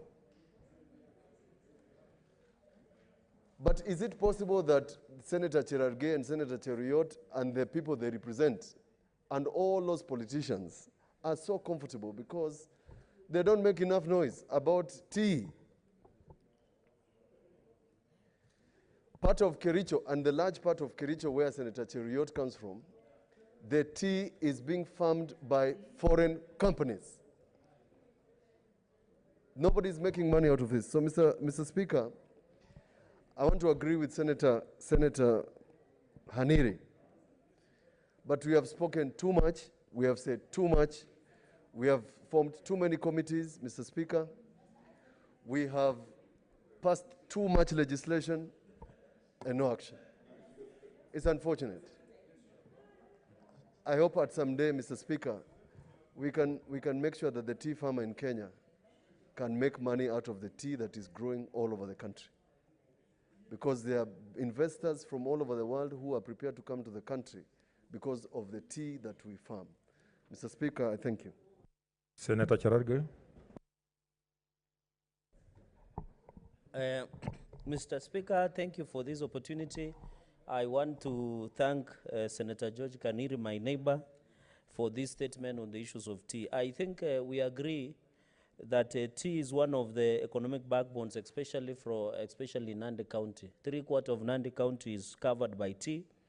There are many bottlenecks, and I think most of them are either legal regime, and we have agreed that this issue, I saw the minister in charge of agriculture try to bring tea regulations, which created a tea storm in a teacup the other day because of various interest groups that have been there. Mr. Speaker, I think we need to agree on how to proceed, especially on the review of regulations and recall regime within tea. Farmers of tea nowadays pay more to tea picker than the tea owner. because they take a lot of money, they pay a lot before you pay subsidized fertilizers and many other challenges that the tea sector is facing. Another factor that is facing, Mr. Speaker, and I hope the Committee of Agriculture will guide the House on this, is on the issue of auction, especially in issues of Mombasa, the running of sales of tea, as my brother Senator Mutula has said, that it is becoming one of the biggest challenges in the sale of tea, because tea should not be something, Mr. Speaker, that you should be using a lot of money to sell, because everybody in this country and even across the world, although coffee is overtaking it, are taking tea. And therefore, Mr. Speaker, I think we need to agree on how to proceed. The third issue, Mr. Speaker, is on the land historical injustices. You realize that, and I'm happy that Senator Mutula Kilonzo Jr., Senator Okongo Mugeni, and Senator Vice Chair of Justice Legal Affairs, Senator Naomi Wako, we had a privilege of being in Kericho County, courtesy of Senator Aaron Cheruyat, and you could listen the pain that in as much as there is huge tracts of tea farming within Kericho, Bomet, and Nandi, where my brother Senator Langat comes from, the biggest beneficiaries and the owner of those tea farms are majorly multinational companies. And the elephant in the room is try and address the issue of land historical injustices, because most of the land, Mr. Speaker, that where tea is grown is still owned by the British veterans, is still owned by multinational companies, is still owned by various cartels in this country. And I think even as we address the tea reforms within the tea sector, we must address the elephant in the room of land historical injustices, Mr. Speaker. The fourth point I want to make is that, Mr. Speaker, I agree with the argument that we need to introduce guarantee minimum returns. And I'm happy I can see Senator Okongo Mugeni has received salvation, because some people were blindly supporting BBI just for the sake of other things, but I'm happy reality is coming up, and where we are saying, Mr. Speaker, let us look at guarantee minimum returns for the farmers, for the tea farmer, for the milk farmer, for the sugarcane farmer. You know, you come from areas where grow sugarcane. Sugarcane is in dead and gone. Now the tea sector is in ICU. Maize sector is in HDU, high dependency unit. In fact, the issue of milk was forgotten. There is a monopoly company that controls 40% of the milk share in this country, and we know who they are. We'll name them when time comes. Mr. Speaker, we need to agree that the sector of agriculture needs a lot of reforms, especially on the tea sector. And I want to warn cartels and other interest groups that they are slowly want to frolic and want to creep and want to sneak into management of this sector. They are the same people who have given Kenya Meat Commission to military. And Mr. Speaker, the worry of farmers when we went around during public participation on tea regulations is the tea farmers were worried that if we are not careful, tea farmer will now go to Kenya military to KMC the way military is. If you take the tea sector now and take them to military, how will we access? And that is a protected area, Mr. Speaker. Those are challenges that we need to see, and that is why we are saying we will not go back. We must have guarantee minimum returns on all agribusiness that we have in this country. And we hope the BBI, I have heard there is section 11A, article 11A on shared prosperity. As farmers, when people will be discussing about the position of Prime Minister and Deputy Prime Minister and Deputy Presidents, as we will be discussing on the issue of farmers, from the issue of tea, from the issue of milk, from the issue of sugarcane, and many other farmers. Mr. Speaker, and finally, so that our colleagues can have opportunity, is that the bonuses in tea sector is worrying. When as we were growing up, the people who could go to buy brand new in Pujo were only tea farmers and maize farmers. Today, maize farmers and tea farmers cannot buy even a bicycle, cannot buy even a wheelbarrow, cannot buy even a mkokoteni. Yet these are the people who could work after bonus and buy a brand new 5 or 4 Pujo and drive, and you could know. In the village, they were the main guys. They were the real people. If you are the son of a farmer, you could get the beautiful girl in the village. You could get the best in the village. But unfortunately now you can't get even leftovers at ile imechapa. So, Mr. Speaker, that shows how economy has gone down among farmers. The farmers cannot sustain even themselves. They are always lamenting. But as a country, this is the right time using the BBI, using the guarantee minimum returns to address these issues, and once and for all, let us protect our farmers. the way protectionist policies have been put in the first world countries. Let us ensure the maize farmer, the sugarcane farmer, the tea sector farmer have an opportunity, Mr. Speaker. And I hope the committee led by Senator of Embu, Senator Ndwiga, will be able to address this issue and put to rest. The tea farmers are watching. Everybody, we want the tea farming sector to be streamlined. We want it to transform into commercial. And I'm happy almost 3/4 of this country grows tea in this region, Mr. Speaker. And therefore, we hope when the real BBI, because the one we are being told looks like Mitumba, when the real BBI will come, Mr. Speaker, we expect nothing but the guarantee minimum returns on tea farmers, and all farmers should be in there. I thank you, Mr. Speaker. Senator Professor Ongeri. Thank you, Mr. Speaker. Let me weigh in on this very important topic of tea production. Indeed, we are the select committee, and I was a member of that select committee. We went around, we listened to the views of farmers, and we categorized those views under 3 categories. One were issues to deal with the farm gate prices, the green leaf, and issues surrounding the agricultural extension programs that will be able to serve the small-scale holders of tea so they can maximize on their production in terms of kilos, hence be able to get the handsome returns from their tea farming. And we realized that one of the elements that was amiss at that time was the issue of subsidized fertilizer, because when it was left to market forces, these fertilizer costs were beyond the reach of the farmer, and therefore they were hoping that using collective bargaining agreement in terms of the volume and the number of small-scale holders through the KTDA and other places, they should be able to get a fair price. But unfortunately, they haven't had that opportunity to get a fair price, and therefore right at the farm level, we saw that the application of fertilizer was missing, and therefore were not able to maximize on their productivity.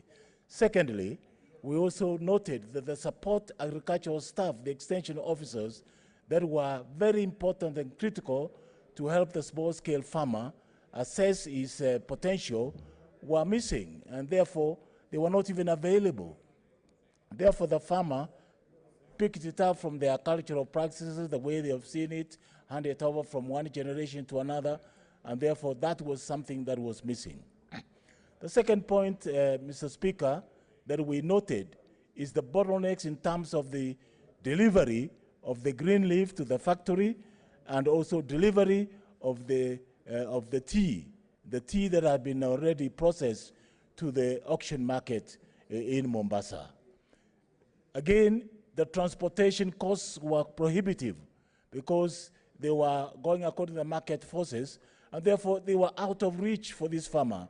And these are costs that had been hired, privately hired, and therefore the prices kept on fluctuating, and therefore there was no stability in transportation costs that required this element of the processed tea to reach the auction market. Then, of course, there was the problems at the auction market. These are players. They are local players, they are international players, they are business players.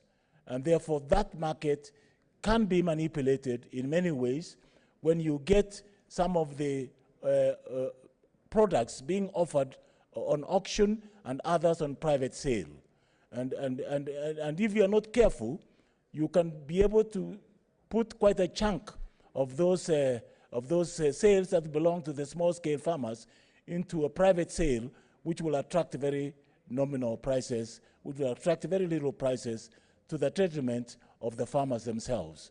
And therefore, we said that something must happen at this auction, and particularly because we noted that some of the producers are large-scale farmers who only control about 44% of the tea industry in Kenya, and 60% or so, or 56% of the tea farming is controlled by the small-scale farmers who have no voice in terms of the auction, at the auction mat, and therefore they are left at the expense and at the whims of these other players. I would have liked us to focus on how we can be able to deliver the decisions from all these three levels that are mentioned. And because, and really, let's be honest, this has nothing to do with the BBI. This is something which is a commodity which Kenyans must be able to get a correct price, which Kenyans must be able to be fixed. Let's not politicize it about BBI and what have you. After all, it is the interest of this country to be able to offer better prices for the agricultural commodity, because agriculture is one of the largest foreign exchange earner for this country. And I think we must focus ourselves. There was a bill which was brought to this house. It is gone to the other house. I think our maximum concentration, Mr. Speaker, should be on the basis on how we can be able to fast-track that bill to become an act of parliament. Now, when we went for public hearing and you looked at the T Act, this was an act which was done some time back, and to be able to reintroduce a new amendment to that act became problematic because of the nature in which it was introduced and the players, the interests that were entrenched in that T Act that was produced in this place. And therefore, when the cabinet secretary for agriculture came in with the amendments with the regulations, that's why it created so much storm. And I'm hoping, Mr. Speaker, that when the only remedy we have at this stage is to fast-track the bill, which is now at the National Assembly, plus the regulations which have been set up, because most of those elements have been captured. And I should say at this stage, Mr. Speaker, that one of the elements we noted, there are more than 42 levies and taxes on one commodity called tea. And this is cumbersome for a small-scale holder. How do you handle 42 levies and 42 commodities? And that's why we're hoping that the current bill, which is before the National Assembly, it's already gone through here, and the regulations that are coming are going to target those levies and commodities and see whether you can be able to lessen the burden of the other people. Obviously, I agree that the amount paid to the farmer at the level of green tea must be enhanced. Currently, they are being paid by KTDA 17 shillings per kilo. It will be much more prudent to be able to pay the farmer so that he can cover his costs and not be able to wait upon the bonus, which is unpredictable, which is not fixed, and you wait for something that you don't know how it's going to turn. Like this year, the bonus has not been attractive. Other years, the previous years, other years, about 5-10 years ago, the bonus was very attractive. Some factories in the east of Kenya were paying about 67 to 70 shillings a kilo bonus. But this year, they got below 30 shillings. In the western part of Kenya, the bonuses were below 20 shillings, depending on where you are. And some as low as 8, 9 shillings, 7 shillings. And therefore, this is very unpredictable.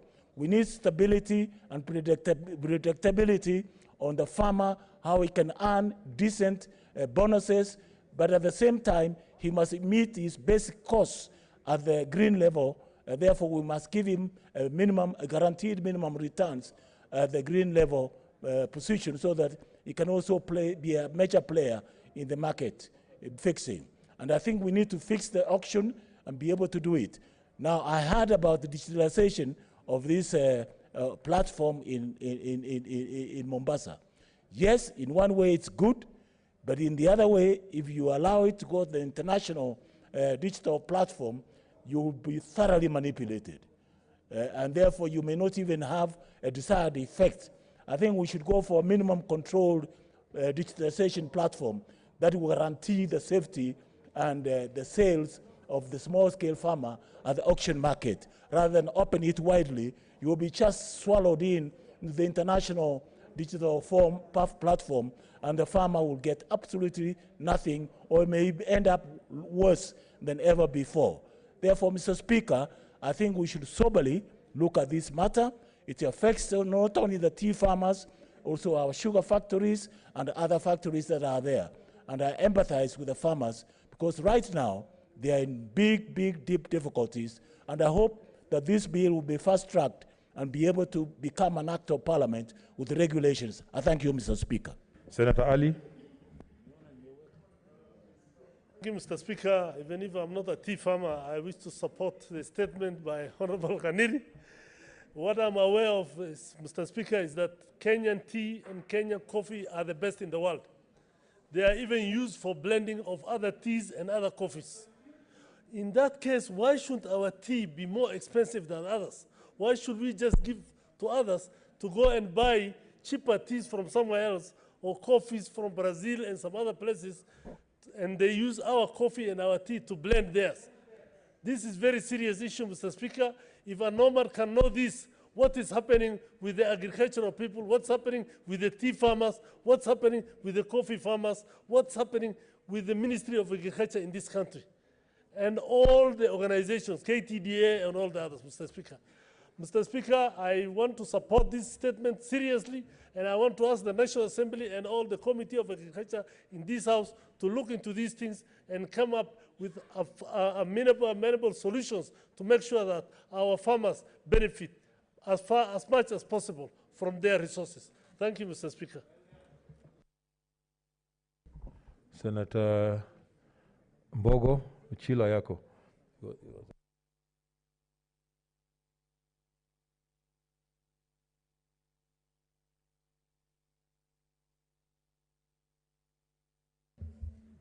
Thank you, Mr. Speaker. Mr. Speaker, I want to support the statement by my brother, Senator George Haniri, who is also my namesake.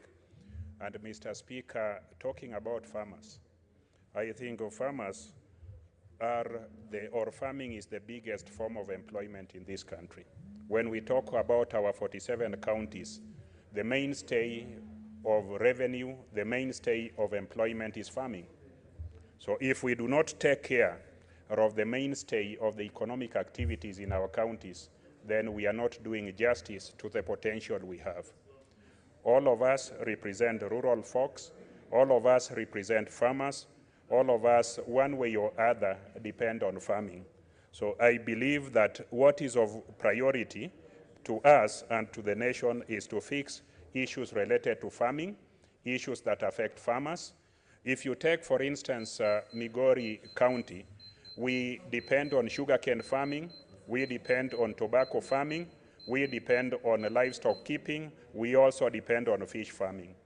Mr. Speaker, as we speak today, our farmers are very poor, meaning majority of people, not only in Migori County, are poor and suffering, but in Kenya. So a quick fix and a long-term fix for our farmers is what we must prioritize. There are people who want to politicize this issue by just opposing it with BBI. I don't think that is the direction we want to take. We are capable as a house, we are capable of as a nation to scale the stairs and chew gum at the same time. So let us prioritize the issue of farmers. Let us ensure that they get adequate returns for their investments as we also pursue other political arrangements or other reforms that are equally necessary. So, Mr. Speaker, I want to support this and urge our colleagues, as we look at tea farming, coffee farming, let us not forget sugarcane farming, which employs more than 10 million Kenyans depend on sugarcane growing, directly or indirectly. We have cane cutters, we have loaders, we have drivers, we have people who are directly employed in mills, and also people who are distributing cane products. All of these are farmers. Let's not forget our livestock keepers. Let's not forget our fish farmers. Let's not forget our pyrethrum and our other farmers, because once we empower them, as a nation, we are going to empower ourselves and we'll live a very happy and long life as we smile all the way to the bank and back to our homes. Thank you very much, Mr. Speaker. Senator Langat. Thank you, Mr. Speaker, for also giving me this opportunity to add my voice on this very important statement from Senator Ghaniri. I want to say, Mr. Speaker, that tea sector, when we were young, was one of the greatest employers in this particular country, especially to the youths. And when we see farming declining in this country, it's an obvious reason that employment will also automatically follow it. Yesterday, Mr. Speaker, I was coming from Bomet, and what I witnessed in Mayu is an upcoming danger to this country. I would wish Ledama could listen to this because he's a neighbor to that particular place. The youths came out yesterday in Mayu to block the road, the highway to Nairobi, simply because the government has gone down to harvest sand, which they have, it has been a source of livelihood to them. The police raided to that particular place, but they were overpowered by the youths. So the more we actually fail to empower these youths through promoting the agricultural sector and other avenues, the more we breed danger to this particular country. So I want to say the tea farming, in fact, this is the right word, the plight of the tea farmers. When you get to the tea farmers where I come from, the poverty rate is so high, Mr. Speaker, simply because when the tea farming was still very profitable, most of the people planted tea to the point that they left no room for food crop farming. This is because they used to get a lot of money that they could buy food. Today, malnutrition and starvation is very high in tea planting areas. So I want to say this is a very serious issue that should be addressed seriously. And I want to say, to make the matters worse, when you see in Bomet and Kericho and other places, Nandi and Vihiga, those tea growing areas, it is so green and attractive that people can easily imagine that these are the best places that wealth is being generated, which is actually a mirage. So more oftenly, those particular places don't receive even any help from any NGOs. So those people are suffering. The tea farmers are really suffering. And I want to say, even the multinational farm plantations in our places, they are declining, by the way, Mr. Speaker. And they used to be greatest employers of our youths. So I want to say, we must take this particular statement seriously. And I hope that the bill, which was actually being championed by some of us and Senator Jerujot, should actually come so fast to save this situation. So I want to say, Mr. Speaker, sir, that even though we are also talking that it's not an issue to argue about it when it comes to matters BBI, it is very, very important.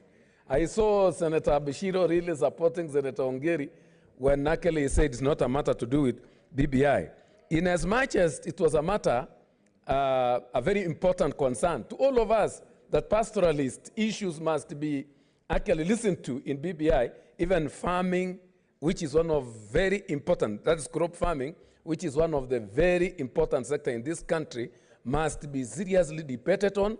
And even farmers, where I come from, as Senator Omogeni was saying, whenever you talk about BBI without talking about farming, tea farming, people will not even listen to you. So we must take this one seriously, Mr. Speaker, and I really support that we must introduce guaranteed minimum returns to give hope and security and assurance to these farmers so that they may continue flourishing and give this country employment to the youth and also foreign exchange. Thank you, Mr. Speaker. I support this statement. Senator Wetangula.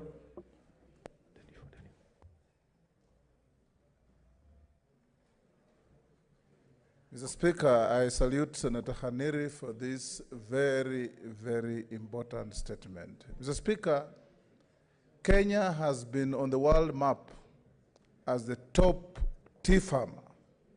In fact, Mr. Speaker, tea from Sri Lanka cannot access any market until and unless it's blended with the tea from Kenya.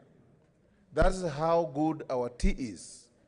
You go to Pakistan, you go to Afghanistan, you go to the entire Middle East. Kenyan tea is the tea that everybody takes. Even when you go to UK, Mr. Speaker, the famous English breakfast tea is not English, it's Kenyan tea. It comes from here. And Mr. Speaker, it's unfortunate that farming in this country, and a country that is a farming country, agricultural country, has not been given the weight it deserves by successive governments. Mr. Speaker, in the good old days, many of our colleagues left the university to go straight to work for Brook Bond or James Finlay or any of those companies because they were very good employers. You can't say the same today. We who grow maize in the western part of Kenya and North Rift, Mr. Speaker, used to depend on parts of tea growing areas for our market. Because like the senator for Bomet says, they utilized all their land with tea and they were having sufficient money to buy food from elsewhere. And that was a market for maize we grow in other parts of the country. Today, the tea farmer has joined the line of misery that the cane farmer has been standing on. They are all living very badly. When it comes to payment, Mr. Speaker, you know where we come from in Bungoma. Now even a farmer who didn't go to school knows something called DR. You ask them, well, how much do you earn from your cane delivery? They tell you, I got a DR. It means having kept cane on their farm for 30 months, they have delivered to the factory, and the factory has given them a debit note, a negative, that in fact you owe us this much. And I believe that the tea farmers are all nearly getting there. This is shameful, this is regrettable, and this is something that we should not encourage. Because, Mr. Speaker, farming is what has sustained this economy. We are not an industrialized country. We still have a rudimentary manufacturing. We are, in fact, rapidly degenerating into a supermarket economy.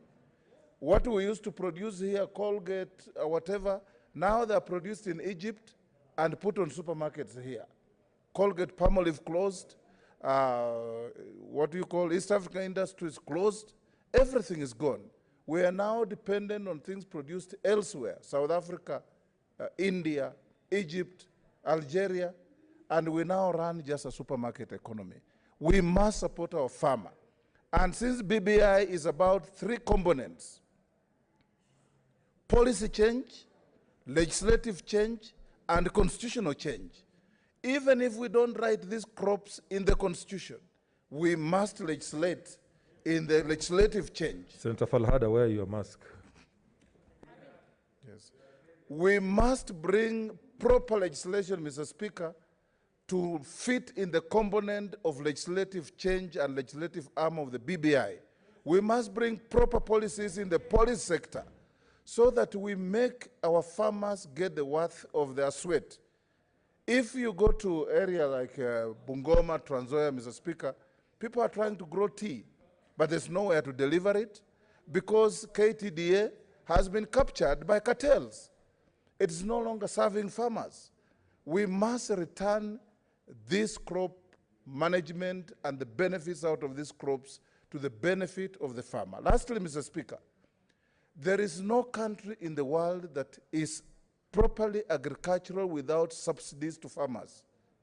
You go to US, you go to Europe, anywhere you go, farmers take a very, very significant allocation of resources to feed the nation and to generate wealth. We have seen in this country, Mr. Speaker, when they are giving fertilizer subsidy, it is narrowed down sometimes to maize farmers, if they get it at all. If we want to give fertilizer subsidy, we must give the tea farmer, we must give the cane farmer, we must give the maize farmer, we must give the horticultural farmer, we must give every single farmer the subsidy to sustain them so that they can turn the wheel of the economy. If we don't do this, Mr. Speaker, then all the efforts we are doing in reforming our country will come to a cropper. I want to see, Mr. Speaker, that as we focus on crop farming, we don't forget livestock farming from the northern parts of Kenya and the rangelands of this country, which must also be looked at so that every single producer in this country from agriculture gets the worth of their products. Thank you, Mr. Speaker. Senator Musurve. Thank you, Honorable Speaker, for giving me this opportunity to speak on this statement. I want to begin by thanking Senator Haniri for coming up with this statement. And Senator Haniri is speaking on an issue that is actually live and real on the ground. And I remember when I was growing up, about 35 years ago, and I know quite a number of senators were not born then, some.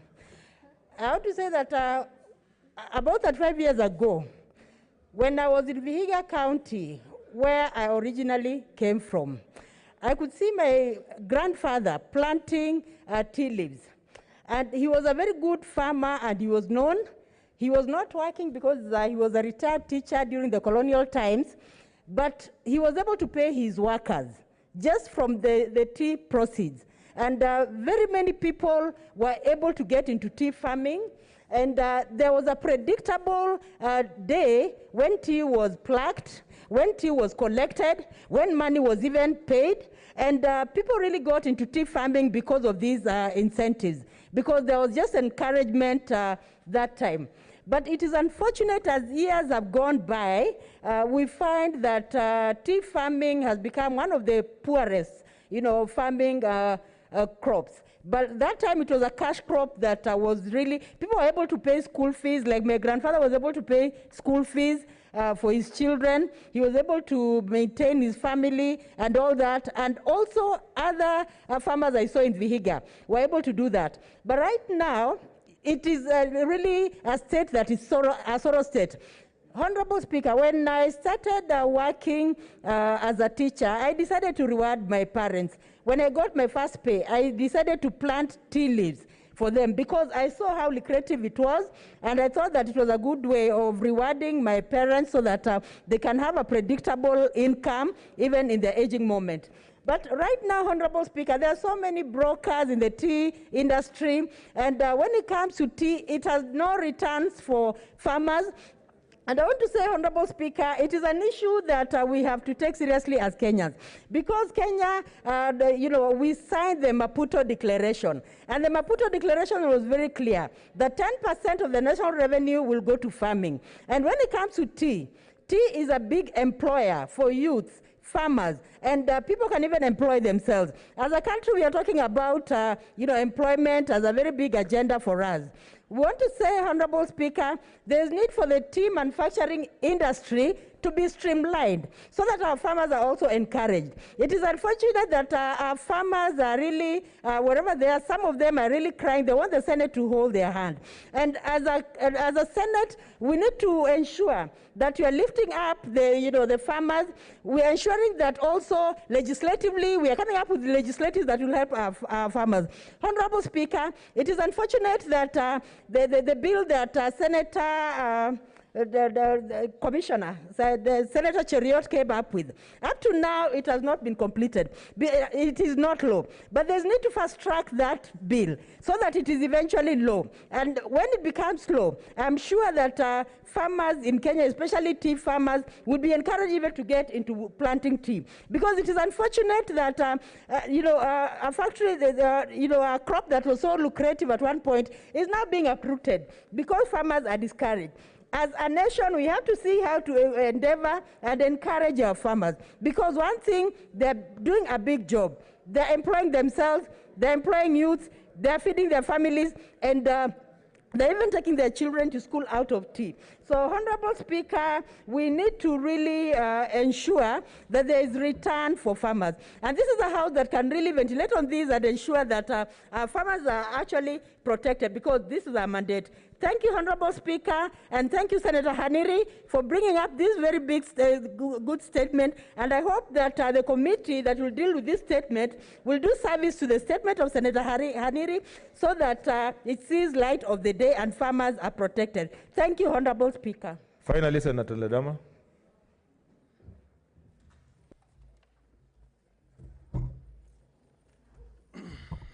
Thank you, Mr. Speaker. Mr. Speaker, let me begin by thanking Senator Haniri for bringing up issues which will be able to help us bring real solutions to the people of this country.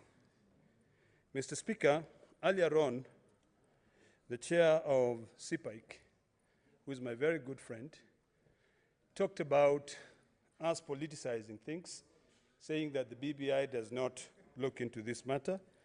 And as a matter of fact, when you look at the Constitution, the proposed Constitutional Amendment Bill,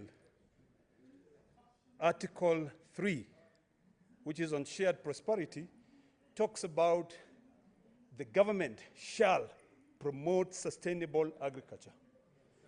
Mr. Speaker, sir, when it comes to agriculture, this is the backbone of this economy, of this country called Kenya.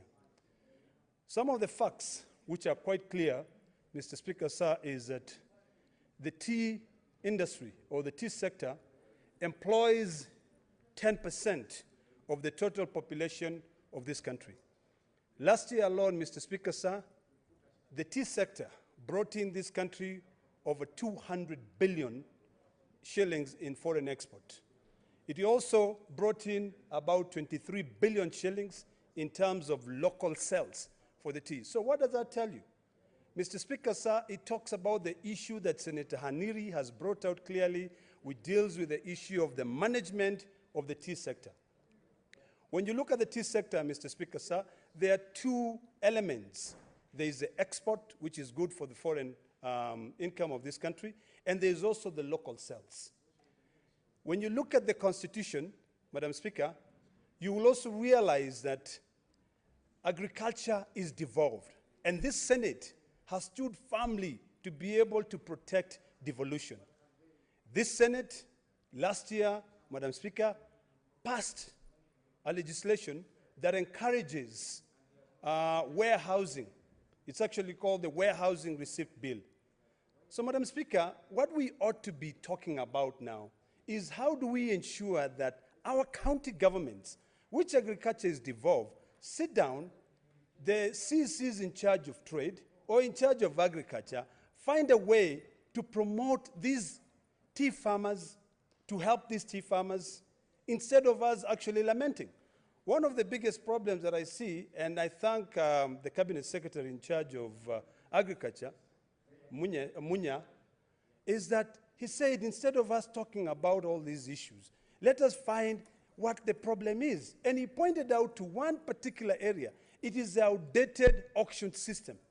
This auction system is so porous, it allows people to sell their own tea outside the country, such that there's no way you can actually be able to control and be able to tell how much of the tea foreign income we get in this country. Maybe we get more than 211 billion. You know, there's a lot of direct sales. So, Madam Speaker, this House, instead of always passing everything to the national government, what is important is for us to say, agriculture is devolved, and we must now begin. When we focus on legislation, we must begin to ensure that what is devolved is fully devolved so that our farmers can be able to benefit. Madam Speaker, when we talk about government policies, these government policies should trickle down to the people on the ground so that they can be able to understand their impact. When we have serious challenges in this country, Madam Speaker, I worry about that 10% of the Kenyans who are employed by one sector. Maybe they could be more. So, Madam Speaker, we need, and I hope that the committee will take this matter seriously, and Senator Haniri will take them to task. Because today we are talking about tea. Tomorrow we'll be talking about sugarcane, you know? And then I hope that one day we'll be talking about livestock, because that is what we pastoralists, you know, depend on. And I'm happy that my good friend, the whip, is looking at me as I talk here. It's because when we talk about some of the areas which are missing in this proposal of the BBI, it is that if you look at the shared prosperity, it stops on agriculture. We want livestock to be included because that's what Kenyans depend on. So this committee, Madam Speaker, has got to now sit down, invite governors, be able to carry out a proper audit in each county to know, Kericho County, how much tea do you produce? How much of that tea that you produce is sold locally, and how much of that tea is sold through auctions, so that we can be able to streamline this.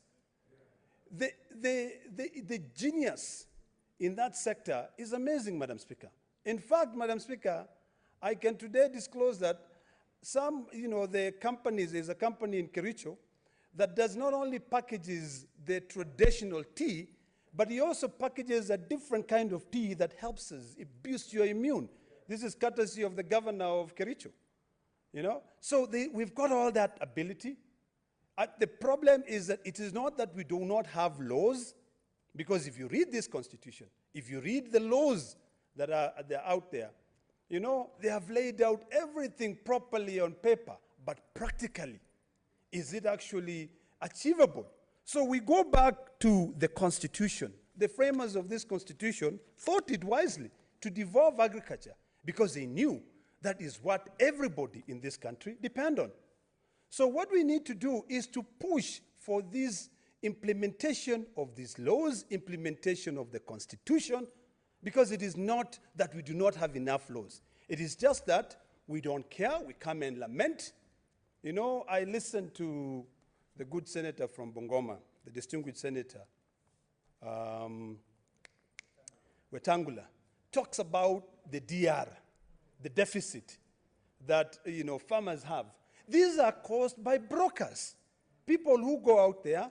Instead of farmers benefiting, the people who are now benefiting are the brokers. So by the time the farmers take their sugarcane to the factory, they do not have any credit left for them to be able to benefit. So really what we need to do is to sit down and say, the pieces of legislation that we pass in this house are defined to eliminate these brokers who have destroyed this tea sector. They are designed to eliminate these brokers who don't do anything. They sit in Nairobi or they sit in other parts of this country. And then when the people who voted for Senator Handiri are crying and pushing him to come to this house to be able to submit a proposal harvesting their tea, the brokers go there. And guess what? Our Kenyans, hard-working people end up suffering. So, Madam Speaker, I hope that when this committee that you'll task to look into this very, very important statement has come up with, that Senator Handiri has come up with, they will be guided by what we are losing and what we can actually gain so that we improve the management of the tea sector in this country. Senator Mutula talked about companies outside this country, in Dubai, that are repackaging our tea. We are known. Maybe it's about time that we look at the role of the Kenya Tea Development Authority. Devolve it, see whether it can find a way to work. Maybe it's about time, Madam Speaker, that we now implement the warehousing receipt bill. All right, I think it's an act now that was already ascended to. So we look at the entire agricultural spectrum. We look at our economy, and we see how best it can be able to serve our people, how our people can be able to benefit, so that we can localize this thing. This business, Madam Speaker, or where we all sit here in this house, and the Senate is a defender of devolution, and we're always looking at the national government for all guidance, we'll not achieve anything. So, in conclusion, Madam Speaker,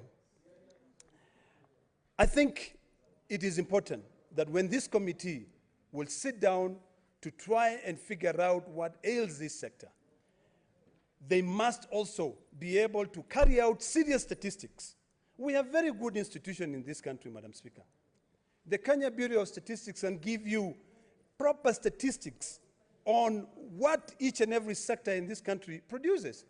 Let us talk about, when we talk about guarantee minimum returns, is the tea which is being sold in this country, Kenya, or rather maybe Kenya, Uganda, and Tanzania, the East African community, is it being maximized before we even look at the outside? And then the reform in a proper auction system. Whether, if we agree, or another when this committee finds that the only way that we can achieve progress in this sector is if the entire tea which is produced is only sold through that auction and not sold anywhere else. Because when I travel, Madam Speaker, and I do travel quite a lot, you find that companies like Starbucks, they've got individuals who come and say, we would like to directly buy tea. We would like to directly buy coffee from you. We even have other counties, like the county of Kirinyaga, Remember when we were there during the devolution conference, the governor of Kirinyaga talked about marketing her own coffee and tea directly to companies in the US. So really, when we talk about this, we must be driven by market forces, you know, the rule of supply and demand. Those are the things that will help us, but also keeping in mind that most of the land which is in this country, Madam Speaker, I'm just about to summarize. Yeah. If you look at, and Madam Speaker, I know you drive a lot to Eldoret. You never get a chance to go through Kiambu. Madam Speaker, I'd like to welcome you one day for a beautiful drive. You go through 2 rivers, you cut through Kiambu, on your way to Narok. You'll be mesmerized. You know, you will see how important this is. And then finally, when you go down there, you go to Kericho. I'm sure I don't need to take you there. But in terms of the ability for this country, for this sector, agriculture to be able to run this country is far more than what we can actually be able to account for. So in conclusion, I hope that even this committee will visit Narok, because even in Narok, we do produce tea. I thank you, Madam Speaker. Thank you, Senator Mohammed. Thank you very much, Madam Speaker. Let me also thank Senator Kaniri for bringing this very important statement. Madam Speaker, agriculture is said to be the engine of economic growth in Kenya. In fact, about 75% of Kenya earn their livelihood through agricultural activities. And agriculture contributes to about 3% of the GDP. But agricultural products, the sectors that are in agriculture, tea included, are actually having serious problems. The plight of tea farmers that Senator Kaniri talked about could be true for many other farmers. Tea, which is very indigenous to Kenya, and in fact, those of us who served out of the country as in our missions, we used to promote tea a lot. But you'll be surprised that no Kenyan tea finds itself on the shelves of supermarkets in the world as Kenyan tea. No value addition in Kenya. And in fact, our tea is used to blend other teas. In fact, the quality of our tea is also adulterated by people who bring in all sorts of tea there. You can see tea like the Lipton, when we are told is a lot of it from Kenya. But I think Kenya, we are unable to value add because, you know, the tea is not actually being controlled by the indigenous Kenyans. The multinationals in this country do their own things. And in fact, you'll see the tea plantations in western part of the country, especially the largest part in Kericho. You think it's very good, but I think it has very little to do with the farmers. Now, the tea farmers, frankly, are suffering because their challenges are growing by the day. If we look at the other sectors in the agricultural sector, they are equally suffering. I come from northern Kenya, where 90% of people depend on for their livelihood on livestock, but nothing is in place to how to manage that sector and how to improve that sector and how to market it. That's not there. So I think Kenya, being a agricultural country, we are actually letting down our nation. A nation that cannot be able to support its farmers. Support the farmers so that you know, they can feed the nation actually is in problems. So if Kenya is an agricultural country, which agriculture contributes to about 30% of to GDP, we must be serious. The statement by Senator Kaniri is in place. I think the committee dealing with that must actually bring that to a serious conclusion. But I think all other sectors are in danger. So as a country, we must be able to wake up so that we can feed our nation and stop importing food from outside. Every time there's a small drought or in crisis, we want to import maize from outside. We want to import sugar. Now I know our sugar industries are down. I know COMESA, we get some quota from COMESA countries so that we are given time to improve our factories, but our factories are dying. And instead of improving our factories, we are fighting on how to import that quota. In fact, it's serious. So the Ministry of Agriculture, the agricultural sector, led by the Ministry of Agriculture, must wake up. In fact, the agricultural ministry is behaving like a big rogue elephant, kicking around everybody, but doing nothing. So I think I support the statement, and I want to extend it to other sectors of the economy, livestock included. Our livestock, you can see our KMC, which was supposed to deal with livestock issues, is now being transferred to KDF. I don't know what they want to do, but I think that sector is also neglected because the farmers are left on their own.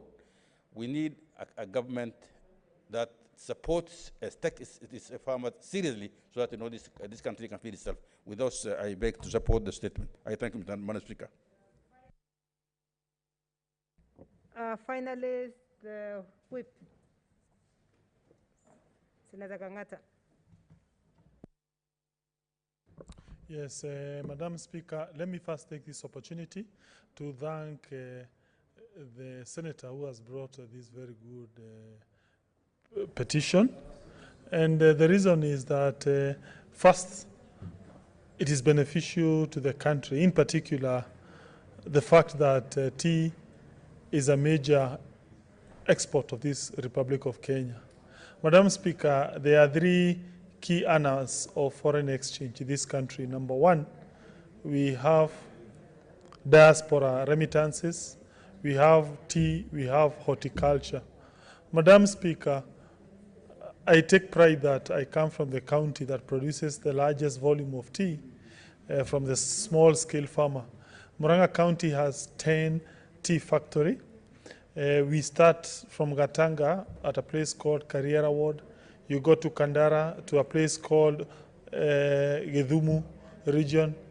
You go, or Rocho. You go all the way to Kegumo. We have 2 wards, Kenyona and Kangari. You go to Kiharu, you have Murarandia ward. Kangema, you have 2 wards, that is the ward of Kanyenyaini and also Rwadia. You go to Madhioya, again you will find the entire Keru ward and also part of Gitugi, they do have tea. And therefore, those of us who come from Murang'a County, we have 10 tea factories serving the small-scale farmer in that county of ours. On average, every year, Murang'a County earns about 11 to 12 billion Kenya shillings from tea. We have about 50,000 tea farmers. So when you do a multiplicard of about 4 per each every household, you are talking of about 200,000 persons from Murang'a County who depend directly from tea. Madam Speaker, personally, as a senator from such a county, I will do everything to support this sector. I'm going to stand with the tea farmers. I will support all the reforms that can ensure tea farmers get better payments. Madam Speaker, it is a shame in this country that the tea farmer who happens to be assisting this country to get major source of foreign revenue, he earns currently a bonus of about 20, 30, 40 shillings. From where I sit, Madam Speaker, a tea farmer should be earning a bonus of about 200 shillings per annum. Madam Speaker, there are several problems that have been bedeviling tea farmers in my region. Number one, we have subdivision of land in that region to uneconomical levels. Secondly, the issue of fertilizers. We have had a situation where fertilizers are becoming so expensive. And number three, Madam Speaker, there are instances where you find the county government has been receiving money on behalf of tea farmers. It is failing to remit that money to the respective tea factories, because that is money that is used to make roads, repair roads, which are used to transport tea. And therefore, Madam Speaker, I'll be urging the relevant committee, when it will be considering this petition, to compel respective county governments, including the county government of Murang'a, to release cess money that it had received on behalf of the tea farmers. Madam Speaker, I also strongly urge this House to consider positively the so-called rules that were being proposed by the government to spur this sector into growth. I strongly believe the government of His Excellency Uhuru Kenyatta is acting in good faith when it is pushing for reforms in coffee sector and also in tea sector. And therefore, I urge each and every senator to support those reforms once they are tabled before the relevant committees of the Senate and also of the National Assembly. Madam Speaker, I would also urge tea farmers to be provided with what we call a minimum guarantee return scheme. When I was in the National Assembly,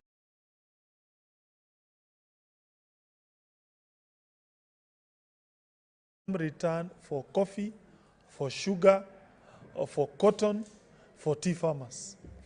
Madam Speaker, however, I left National Assembly before my legislative proposal could be proposed. We all know that as Senate, we cannot initiate money bills, and therefore I would be urging my colleagues in the National Assembly to ensure my motion, my legislative proposal is enacted into law, Madam Speaker. Madam Speaker, I am aware of some people who have been saying BBI should have provided for GMR, guaranteed minimum return. But I draw the country's attention to the fact that it is the role of the National Assembly to create any fund.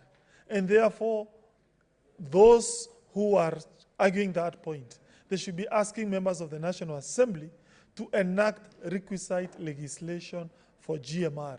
In any event, Madam Speaker, once we devolve 35% of the national revenue to the counties, county governments have now the requisite funds to also come up with such kind of funds, to such kind of schemes.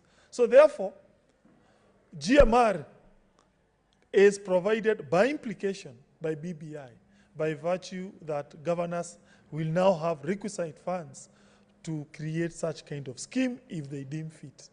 Members of the National Assembly, again, they still have that legal competency to establish that fund. And therefore, that should not be used as a weapon to fight BBI. Madam Speaker, I rest my case. And finally, to congratulate my colleague from Narok, Senator Ledama. He is dressed in a very good manner. I don't know where he has gone. I really want to tell him, I think we need to encourage senators to be dressing in a traditional way, as opposed to this Western style, once in a blue moon. But of course, within the confines of ethics of good dressing of the Senate. Thank you, Madam Speaker. Thank you, Senator. Honorable Senators, we are way past the statement hour, but at least most members have been delighted on the first statement. So we'll go to the rest, and I will really urge that you allow me to take only 2 comments on each one of them. Is that allowed? Will as many as of that opinion say aye? Thank you. So we'll get about 2 comments for each of the other statements so that we can clear.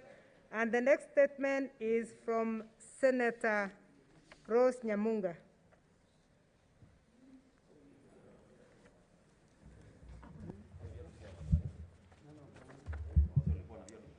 Madam Speaker, pursuant to Standing Order 47-1, I rise to make a statement on an issue of county-wide concerns, namely cases of murders, abduction, and mysterious disappearance of people in Kisumu County. Honorable Speaker, in the recent weeks, cases of murder, abductions, and mysterious disappearance has risen to worrying levels. Families have been left distraught, and many children have been left without parents by these agents of impunity. Honorable Speaker, the fundamental rights to life for every Kenyan as enshrined in the Constitution cannot be overemphasized. The Constitution 2010 is globally celebrated because of the Bill of Rights, which is believed to be very progressive. However, if Kenyans will continue to live in fear in their own land, then this government has failed in a big time in its cardinal responsibility of protecting the lives of its citizens. Honorable Speaker, some of the people whose disappearance and eventual murder have been reported, including that of Thomas Ochieng, who had an entry in Kisumu. He had left work to meet a person who had called him on phone about 2 weeks ago. He was optimistic that he would strike a business deal. The 41-year-old father of 5, commonly known as Chooks, confided in his friends that the caller wanted him to provide catering services for his 40 guests for 3 days. Honorable Speaker, Mr. Chieng hired a border rider to take him to a hotel in Milimani where he was to meet the guests. Later, he went to a nightclub in the Central Business District and parted ways after agreeing to seal the deal the following morning. The following day at 8 a.m., Ochieng left his house to meet the clients. His family and the workers were looking forward to seeing him later in the day. Little did they know that Ochieng had joined the statistics of people who have mysteriously gone missing only to be found brutally murdered days later. Madam Speaker, the mysterious disappearance of people in the region has caused immense public panic to Kisumu residents, considering that no suspects have been arrested. Several people have gone missing, including a teacher and his driver, who are yet to be found. Honorable Speaker, about 3 days after Ochieng's disappearance, his body was found lying at the Jaramogi Oginga Odinga Teaching and Referral Hospital mortuary with deep cuts on some parts of his and some parts missing. The body was taken to the mortuary by Kenya Coast Guard Services officers after they discovered it from Lake Victoria. The family of the deceased is pleading for justice, but the family is not alone in this quest. A few meters from their home, the family of a teacher who was also brutally murdered and dumped in a sewage lagoon is yet to come to terms with his death. Madam Honorable Speaker, the decomposing body of Mr. Joseph Onyango was found floating in a sewage pond a few days after the mysteriously went missing from his home. The body had deep cuts, and the family suspects he was tortured before he was murdered. I understand that it was the sole breadwinner, and his murder has completely destroyed the lives of those who depended on him. Onyango was a primary school teacher in Nyakach sub-county. Honorable Speaker, in the past 1 month, 3 cases of people have gone missing only to be found murdered,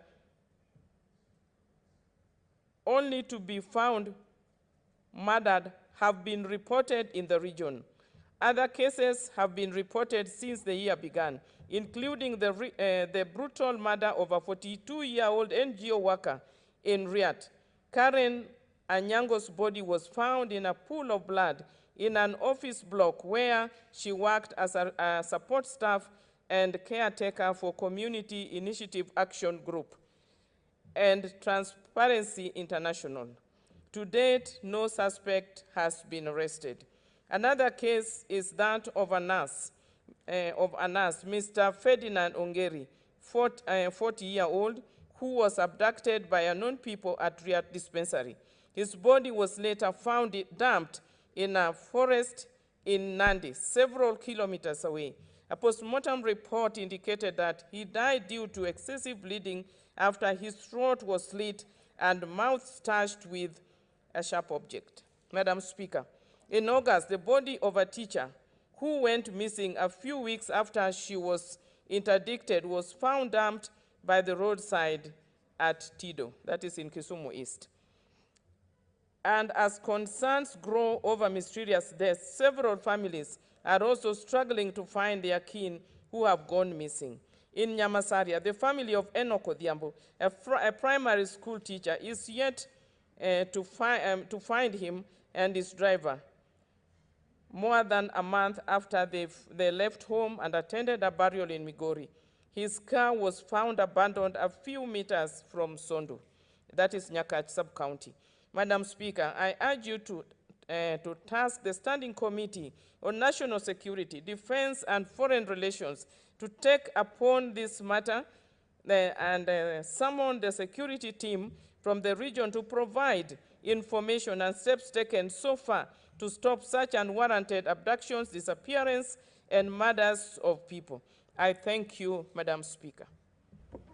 Thank you, Senator. Senator Harkura Kodana. Thank you, Madam Speaker. Madam Speaker, I'd like to support the statement by Senator Rose Nyamunga on the incidences of killings, that is murders, abductions, and mysterious disappearances of people in Kisumu County, because this is a growing concern and it's widespread. It's not only in Kisumu County. And what is worrying Kenyans is the way the police are responding to these occurrences, because nothing is being done and the culprits are emboldened, and that is why these situations are continuing. Madam Speaker, in my county of Marsabit, these kind of incidents have been occurring, and I'd like to refer specifically to the incident which occurred on Saturday evening, where a teacher by the name of Jeremiah Hanche Ado was murdered in the evening,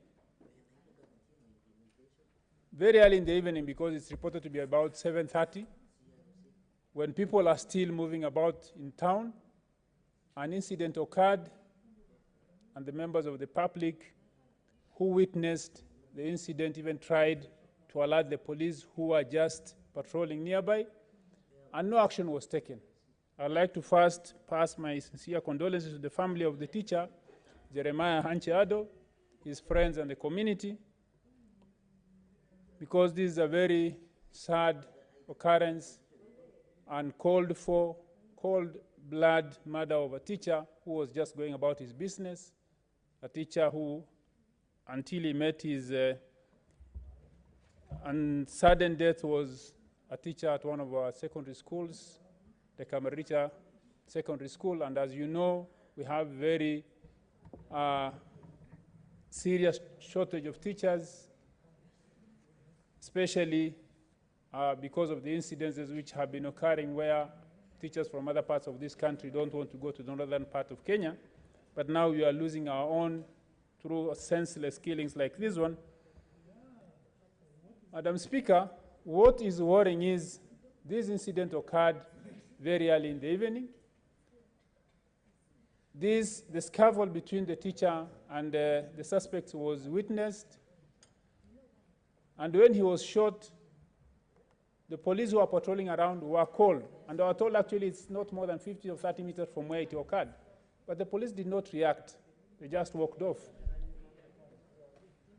Then we are told that after the scuffle, one of the assailants dropped a phone. In this age and time, that is a very, very useful lead. And based on that one phone, a lot of that mystery could be unraveled. It's now the third day. The residents of Marsabit have been demonstrating because of this kind of incident, which is not being investigated, and the police, the county security team, is not showing any passion in trying to solve this crime, and even to assure the public that actually there is an institution of this government which takes care of the security. When the community members demonstrated and explained all this to the police and to the security committee, to the county commissioner, saying that this has happened, you did not respond on time, now you have this evidence, can you give us assurance that you are going to actually investigate, get to the bottom of this and arrest these culprits? There is nothing which is forthcoming. Now the public perception is even going to an extent that the police are actually accomplices in this, because they didn't act on time when it happened, when they were there. Once the public provided a lead, a phone which could trace the assailant, up to now, there is no communication. There is no information coming from the police, from the DCI, that actually they are doing something. Our feeling is that if it was a local, maybe they would have told us who he was. Maybe that is, he could not be a local, that's why the information is coming out. That is a feeling, and it's being precipitated by the fact that the police are not responding. Instead, when they ask the public who has any information to come forward, the one who went forward is now being threatened with arrest and is being told, you broke the COVID protocol. Now somebody has died, you're trying to assist in solving that murder, and instead of being told that this is what we are doing, or what do you know, you are being told you are breaking COVID protocol. Why did you demonstrate? I mean, people did not demonstrate out of their own. They demonstrated because somebody has lost his life. COVID protocols are about saving lives, but we are losing life, and the state agency which is supposed to protect us is not responding to it. From the floor of this August House, Madam Speaker, I'd like to urge the police to take their work seriously, to move with speed, because this kind of activity, this kind of an action of not responding is the one which boldens the criminals to go ahead and commit crime knowing that there's nobody will come after them. And when you have leads like the phone, then you have the best way to go about it. Madam Speaker, I'd like to say that we are giving the police time to make sure that they sort out this issue. Otherwise, the kind of situation we are in, this will lead to more crime, and we are going to lose more life, and we don't want to go that way. So mine is to urge from the floor of this August House, the County Security Committee of Marsabit, led by the County Commissioner, to take their work seriously, to solve this crime, and also to give hope to the public. If you are not responding once they have even given you the information they have, and instead you are turning against the public and telling them that you have broken COVID protocols and all that, then we are not giving Kenyans assurance. We are not behaving like the state security is supposed to take care of the security of Kenyans. Let the state securities take their work seriously. Let them protect Kenyans. Thank you, Madam. Thank you, Senator. I think we reduced the numbers, but we didn't reduce the minutes. Please, members, let's reduce the minutes so that we are able to cover, because we still have a very important motion on order number 8 that we must finish today. Senator Wambua, Enoch? 3 minutes, if possible. Thank you, Madam Speaker. As your former student, I will abide by 3 minutes or less. Madam Speaker, I want to thank Senator Rose Nyamunga for bringing that statement to the floor of the Senate, and say the statement actually paints a very grim picture of the situation in Kisumu, which is replicated in many counties in this country. Madam Speaker, truth be said, the spate of armed crime, robbery with violence, abductions, disappearances, and murders in this country has really gone very high. And maybe somebody would want to draw a correlation between those criminal activities and the coronavirus pandemic.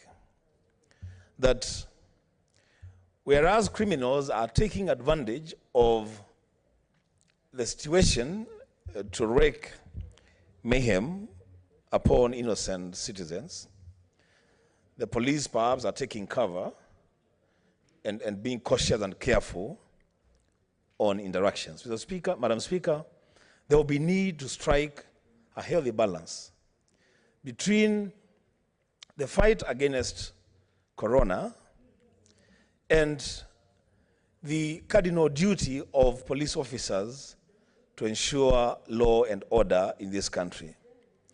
Madam Speaker, there is a separate issue that this country also needs to address itself to. Madam Speaker, the cases of depression have also gone very, very high in this country, extremely high. In fact, so high, Madam Speaker, that this week, actually yesterday, a village in my county, in Mutito, buried a husband and his wife, because what is said to have happened is that the man woke up in the morning and he was escorting his wife to go to work. And on their way, the man turned against his wife, killed his wife, went back home, and committed suicide. There is no history of violence between the two. And Madam Speaker, this is a demonstration of the rate of depression that has bedeviled this country in this era. Madam Speaker, I would urge that as we look into those issues of crime,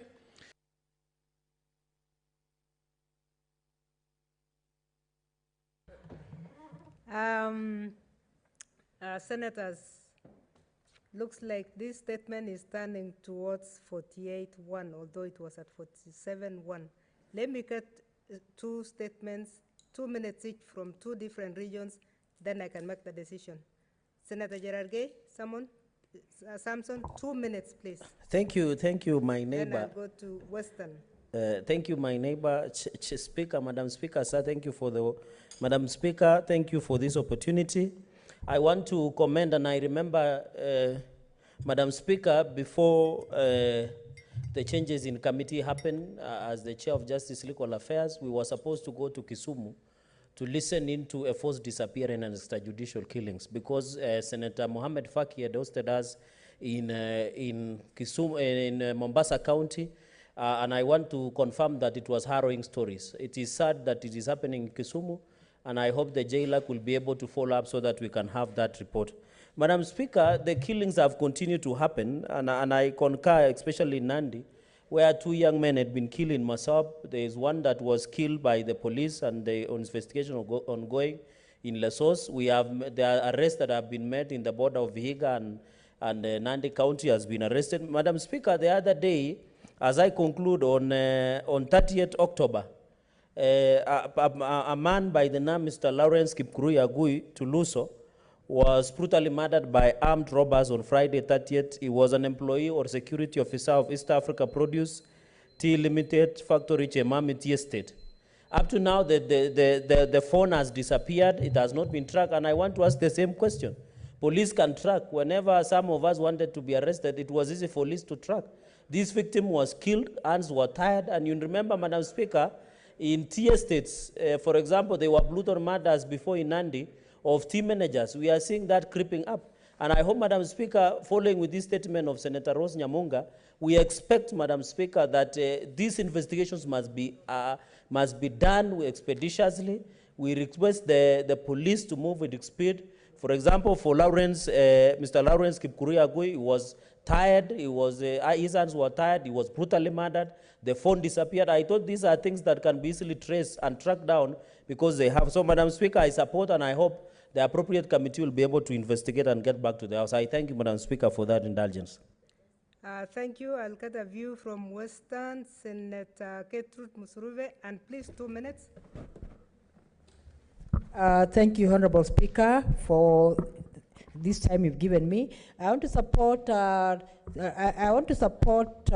this statement, Honorable Speaker, and I thank Senator Nyamunga for bringing it on the floor of this House. And I want to condole with the family of Ocheng, I want to condole with the family of Karen, and all who lost life during this time. Honorable Speaker, indeed it is very painful that even sole breadwinners have, their lives have been taken away due to the murders, and this has implication on the families that when it comes to school fees and other basic needs, needs, the families will be deprived. Honorable Speaker, when you look at Article 43(3) of the Constitution, it says very clearly that the state shall provide security even for people who are not able to provide security for their own significant others. And Honorable Speaker, this is a socio-economic right that we should endeavor as a Senate to ensure that it is actually implemented. The issue of insecurity is all over. It's not only in Kisumu alone, and there's need for us to really pursue the right committee to ensure that it does investigation. Honorable Speaker, when murders are made, it is not an impromptu murder. They are usually planned activities, and it is possible, one of the roles of the police is that they should be able to detect murders or such like crimes. So, Honorable Speaker, the Committee of Legal should investigate from the police. Have they arrested any? Have they been able to detect? And if they've not been able to detect, then why have they not been able to detect, Honorable Speaker? And I also want to call upon the committee to investigate about police patrols.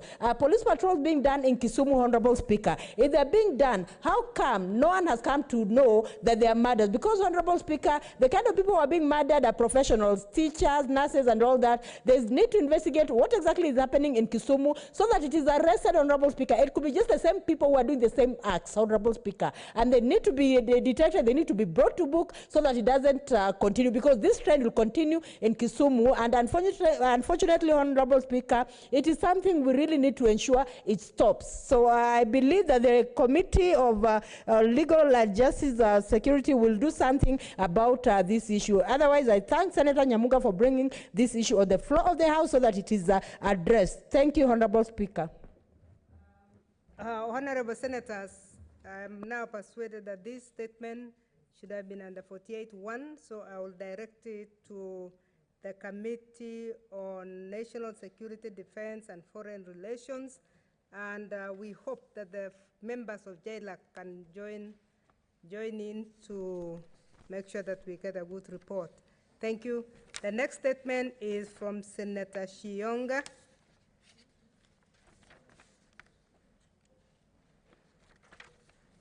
Thank you, Madam Speaker. I stand to make a statement on verbal abuse of educational officials by the Education Cabinet Secretary.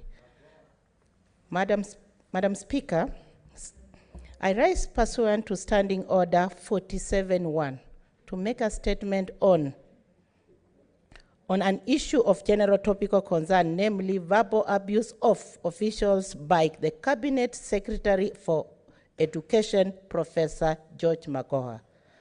Madam Speaker, Kenyans are in a shock following a viral video in which the Cabinet Secretary for Education has been captured hurling insult at education officials in Uasin Gishu County.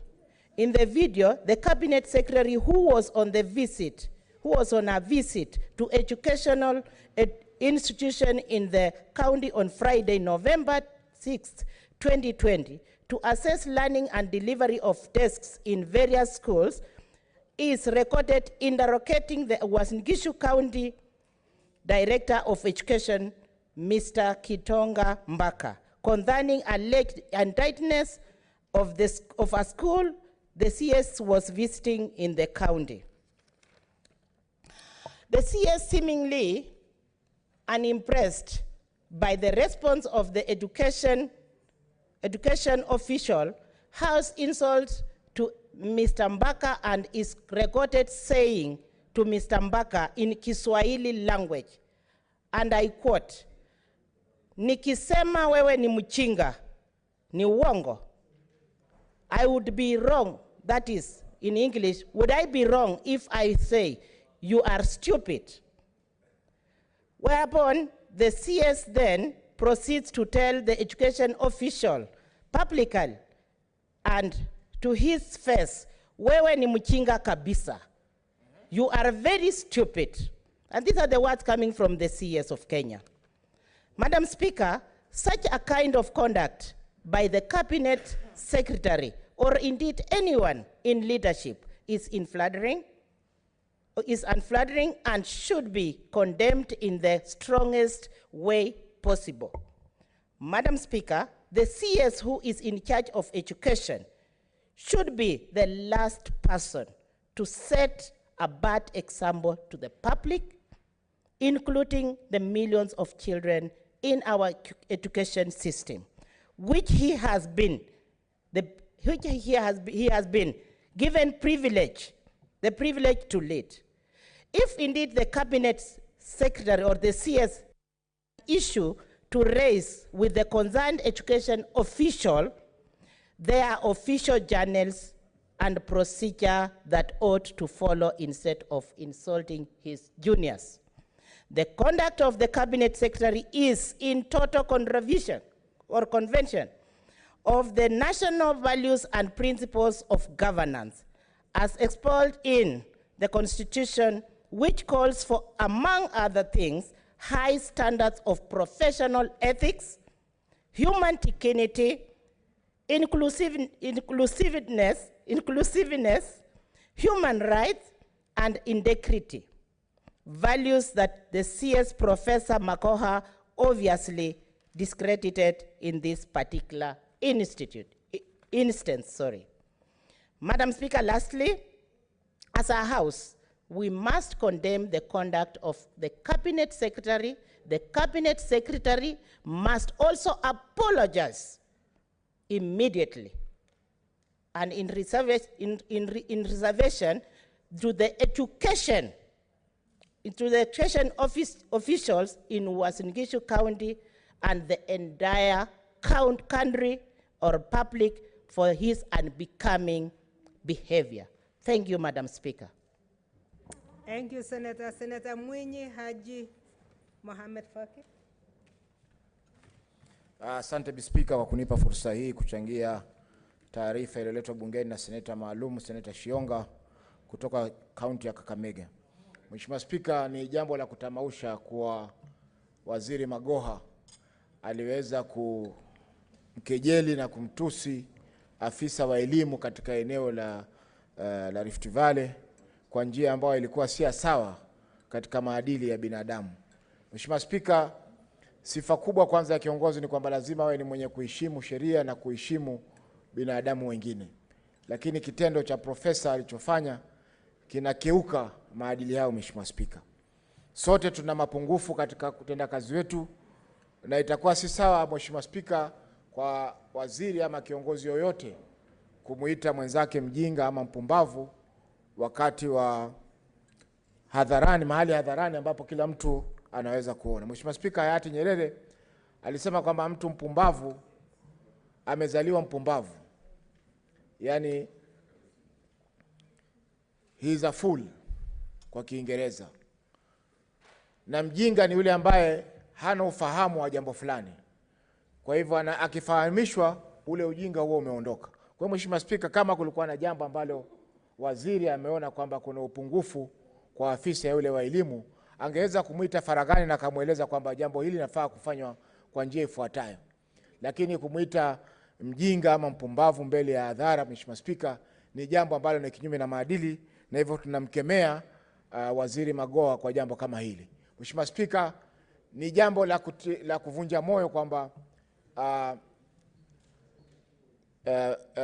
klipu ile ama kipande kile cha habari kimeweza kusambazwa katika vyombo vya habari na mpaka kufikia kwa familia na watoto wa afisa yule wa elimu, ambapo hiyo inamaanisha kwamba wao pia wameweza kumdharau mzee wao ambao ndio kiongozi wa familia yao. Kwa hiyo Mheshimiwa Spika, nimepata fursa hii kukemea jambo hili, na ningependa pia Mheshimiwa Spika unipe dakika moja kuzungumzia arifa iliyozungumzwa hapo nyuma ya Seneta Nyamunga. Mheshimiwa Spika, katika jimbo la Pwani tumeathirika sana na uwaji kiholela wa wananchi na vyombo vya taasisi za serikali bila ya kujua chanzo na matatizo yanayotokana na vifo vile ama kupotezwa kwa wananchi katika eneo lile. Mheshimiwa Spika, kama alivyotangulia kusema Seneta Chergei, kamati ya sheria na haki za binadamu ya Senate ilikuwa imevamia jambo hilo na ikafanya masikizi kule Pwani, na ikawa ni jambo la kusikitisha Mheshimiwa Spika kwamba watu wanaendelea kupotea mpaka sasa.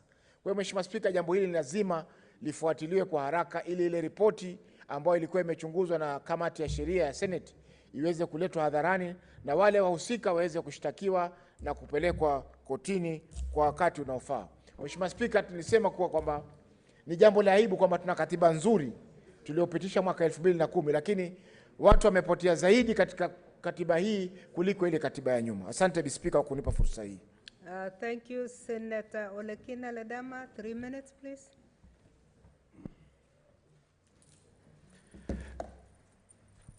Madam Speaker, I thank you for giving me an opportunity. I am surprised in this House should reprimand the conduct of the Minister or the Cabinet Secretary of Education, who is bound by the Public Officers Ethics Act, Madam Speaker, and I wish to remind the Cabinet Secretary that the act which you subscribe to, which you signed to abide by, prohibits that kind of unprofessionalism. You know, it's about time that these public officers, including us, realize that we serve those offices, all the offices that we serve, through, not, in most cases, not merit, but just by the will of God, and also as, what do you call it, as a privilege. The Public Officers Ethics Act, Madam Speaker, states as follows: a public officer shall carry out his duties in a way that maintains public confidence in the integrity of his office. And number 2, B, treat the public and his fellow public officers with a courtesy and respect. And finally, to the extent appropriate to his office, seek to improve the standards of performance and level of professionalism in his organization. Madam Speaker, I want to remind this House that it was just a few months ago that the Ethics and Anti-Corruption Department wrote to this Senate reprimanding the behavior of 2 of our colleagues and insisting that action must be taken. Madam Speaker, let it not be an issue of selective justice. The department, or rather, the Ethics and Anti-Corruption Act is very clear. We expect that ESCC will follow the same steps that they took to ensure that they reprimand the behavior of the Cabinet Secretary in charge of education. We must respect one another. Madam Speaker, respect is paramount. If we do not show our younger children that we seek to correct, that we ourselves can be able to behave in a professional manner, in a respectful manner, Madam Speaker, there is no point of us serving in these offices. So I thank Senator, the nominated senator, for bringing up this question, this statement. And this matter, Madam Speaker, should be carried forward. Madam Speaker, I notice that my time is being limited, and you didn't stipulate how much time we should speak.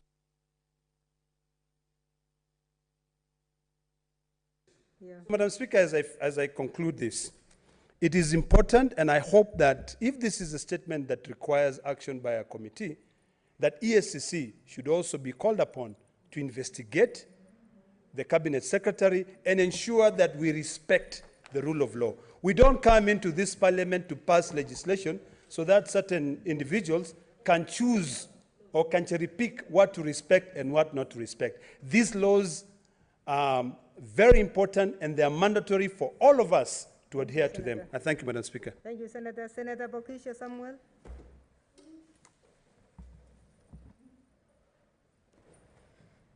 Madam Speaker, I want to thank you for the opportunity to support the statement as presented or sought by Senator Naomi. Madam Speaker, we do not, in these days of technology, we do not have the luxury of saying things without weighing in on what you are saying. And I think that when I heard those comments as read by the senator about how a cabinet secretary had actually behaved in front of juniors and seniors, it's not even in the African culture, Madam Speaker, that somebody, I saw shouting at somebody whose children and family members are around, and making them look like they don't matter. They don't need to be respected. It doesn't matter how much they wronged you. And in any case, Madam Speaker, if we were to ask ourselves, how do those people wrong the minister or the cabinet secretary? What was there to really anger the minister that much to the extent that he could not control what he was saying? I think, Madam Speaker, sometimes we get to levels in our appointments that where we think that we have so much privilege that everybody else does not matter. And I just want to agree with people that because the Cabinet Secretary for Education is a person we respect, is a person who's actually done a lot of work for this country, has run a university, has run our examination council, he has done many, many things that are good. He can do us a favor, not even a favor, we demand of him, to apologize to those people and to the country. Madam Speaker, I mean, you really think I get angered, and I can get angered to whatever extent, but to be able to disrespect people who are also given opportunities by the same government to work. I think for that reason, I agree that we need to be firm as ourselves. You know, he has his privileges, but even this House, Madam Speaker, can demand of him that he comes to explain what that behavior is. And also that when he has an opportunity to come present his work to this House, we can demand that he apologizes to those people. I feel bad because there was a time when district commissioners of this country, those days would behave like that. There was one even who would cut off somebody's beard or something like that without water. I mean, he shaved his head without his hair, without water. That is the kind of thing that is coming back, and we don't want it. Anyway, in any case, Mheshimiwa Magoha has a boss, and I hope his boss has heard those things. But we are the representatives of the people who are insulted. We speak for them. And so, whichever side he will meet with us, whichever side he stands. And I think that it's very important that I say thank you for being considerate, Senator Shionga, because you have made it very clear that you quoted the words word for word, and you have everything written out. Madam Speaker, we need to bring sanity in the leadership of this country. And there is no two ways about this. This was a mistake, and he must apologize for it. I know it's not easy for him, but not all things are easy. He has to accept that he has actually wronged the people of Kenya. And I don't know how he would feel if those words were used against him. I think he may have, I don't know how he would react, Madam Speaker. Those words, if they're used against even me, I don't know how to react. But in this case, we have a chance to correct it. And I agree with Senator Lekina because the Public Officer Ethics Act is very clear. And these days, in the days of technology, you can't run away. There are people who have tried to say things under somewhere and things have come out.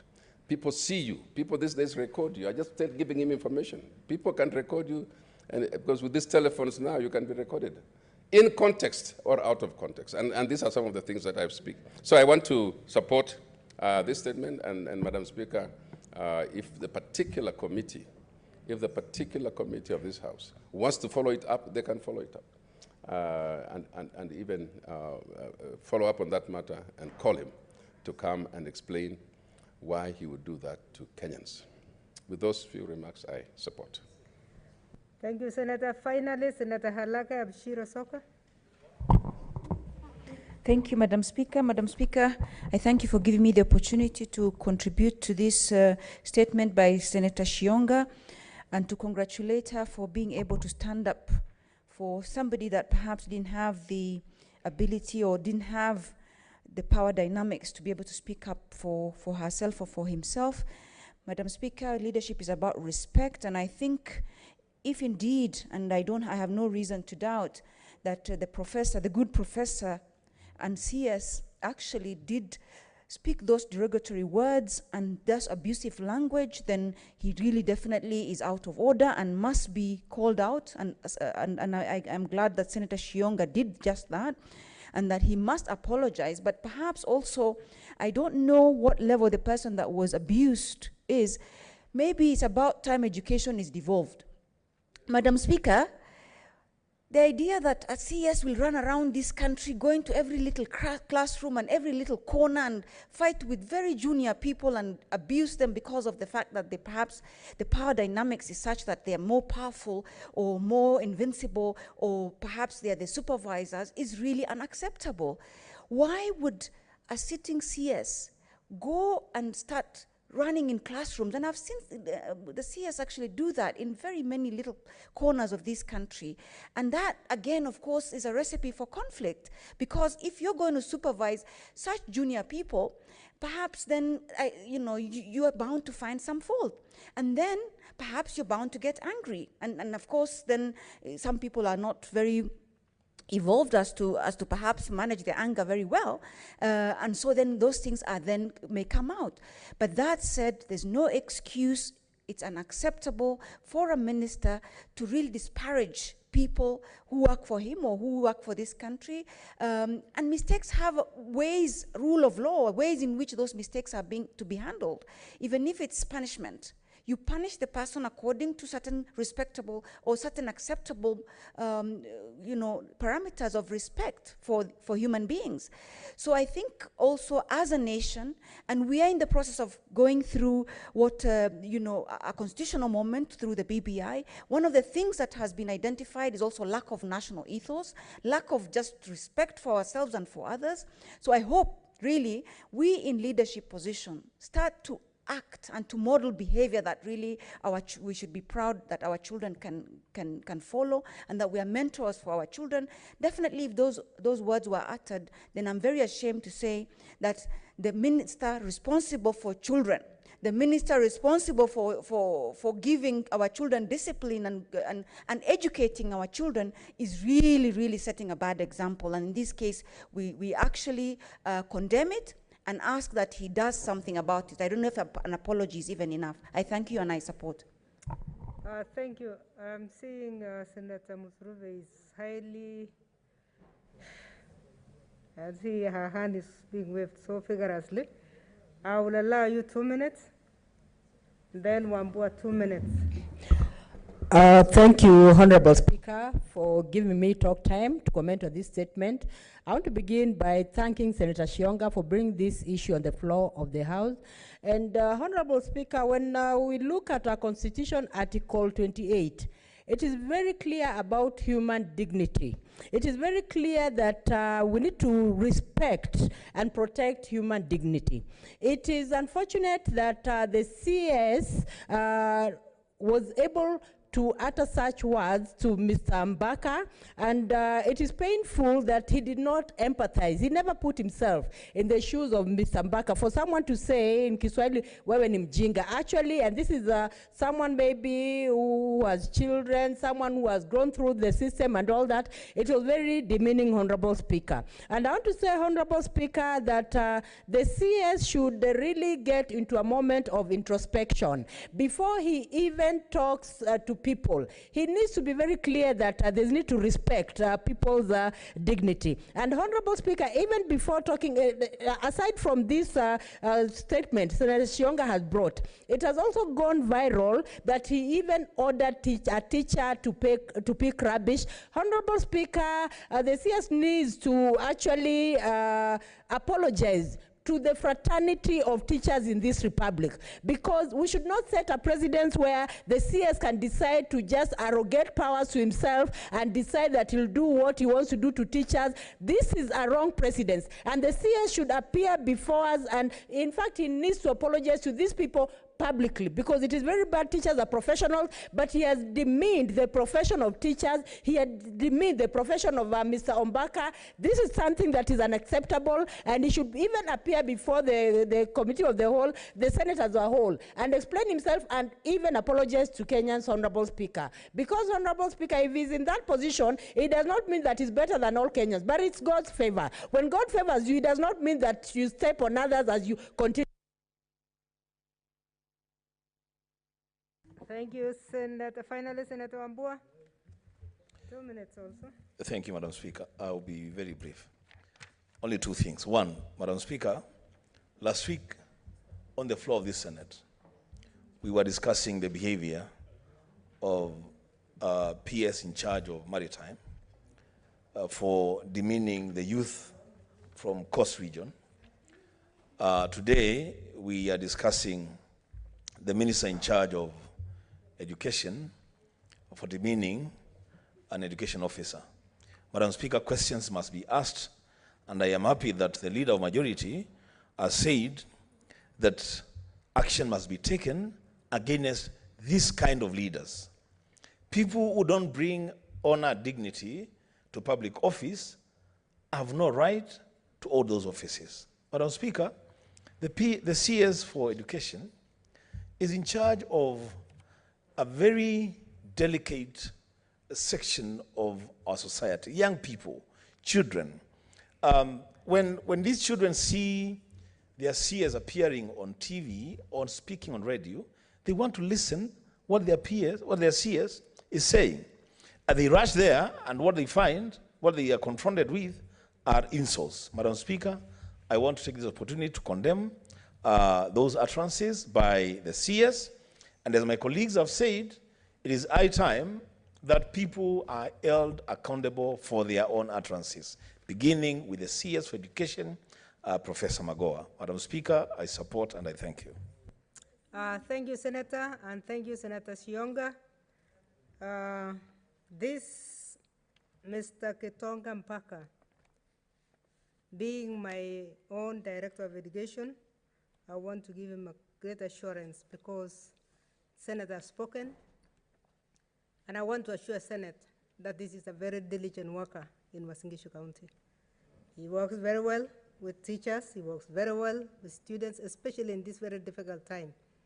And so I really associate myself with the comments that senators have made and want to encourage Mr. Gitonga, the Director of Education of Uasin Gishu County, to continue serving the people of Uasin Gishu. Thank you. The next statement is from, is under Standing Order 48-1 by Senator Millicent Omanga.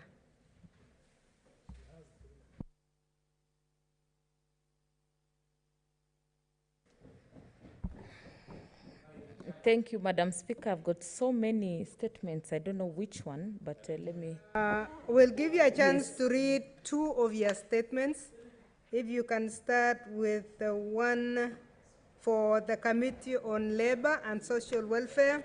No, I'm starting with the first one for the on financial status of deposit-taking banks. Yeah, it's the first one. Then I've got so many others for the people of Nairobi. I've got around 6. Yeah, Nairobi, we've got issues. Senator Manga, I have 2 in the order paper. Okay, yes, I'll start with the 2, then the 6 will come later, Madam Speaker. Let me start with the first one. So you'll do 1 today? No, I'll do 2. I'll do 1 now, 2 today, then maybe the other 6, because there are so many. Madam Speaker, so I've got so many issues Senator I'm Manga, raising on behalf of Kenyans and Nairobians. Yes, we are giving you 2. For today. The one to the Standing Committee of Finance and Budget. Yes. And the one to the Committee of Labor and Social Welfare. Thank you, Madam Speaker. There are many, I think I'll be doing 2 every day. Thank you, Madam Speaker. Madam Speaker, I rise pursuant to Standing Order 48-1 to seek a statement from the Standing Committee on Finance and Budget regarding the financial status of deposit-taking commercial banks. In the statement, the committee should explain the measures the Central Bank of Kenya has put in place to regulate fiscal policy for deposit-taking banks, such as Spire Bank Limited. Number 2 is to state penalties the Central Bank of Kenya has put in place, if any, to be meted on commercial banks that fail to comply with the laid down regulations. Finally, Madam Speaker, they outline measures being undertaken by the CPK in terms of policy directions in order to cushion the banking industry from severe loss going forward. Thank you, Madam Speaker. Thank you, Senator. Madam Speaker, can I read the other one or next? No, I'll allow 2 comments on this one, and then the next one I'll allow 2 comments. Thank you, Madam Speaker. It's because I'm overworking. Thank you, Madam Speaker. Senator Kangata.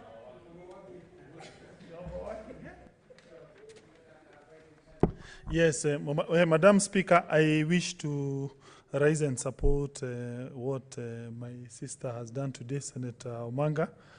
And I bring to the attention of this House the problems bedeviling Spire Bank, which has been mentioned by Senator Omanga. Madam Speaker, Spire Bank is owned by secondary school teachers of this republic.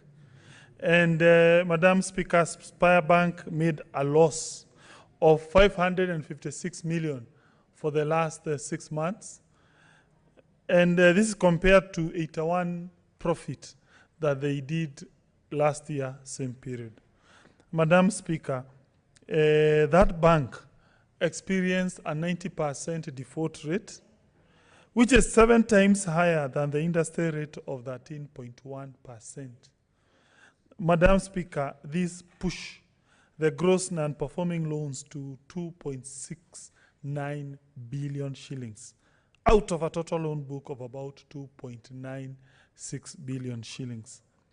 Madam Speaker, the liquidity ratio of that bank is about 6.6%, which is below what the regulator requires of about 20%, Madam Speaker.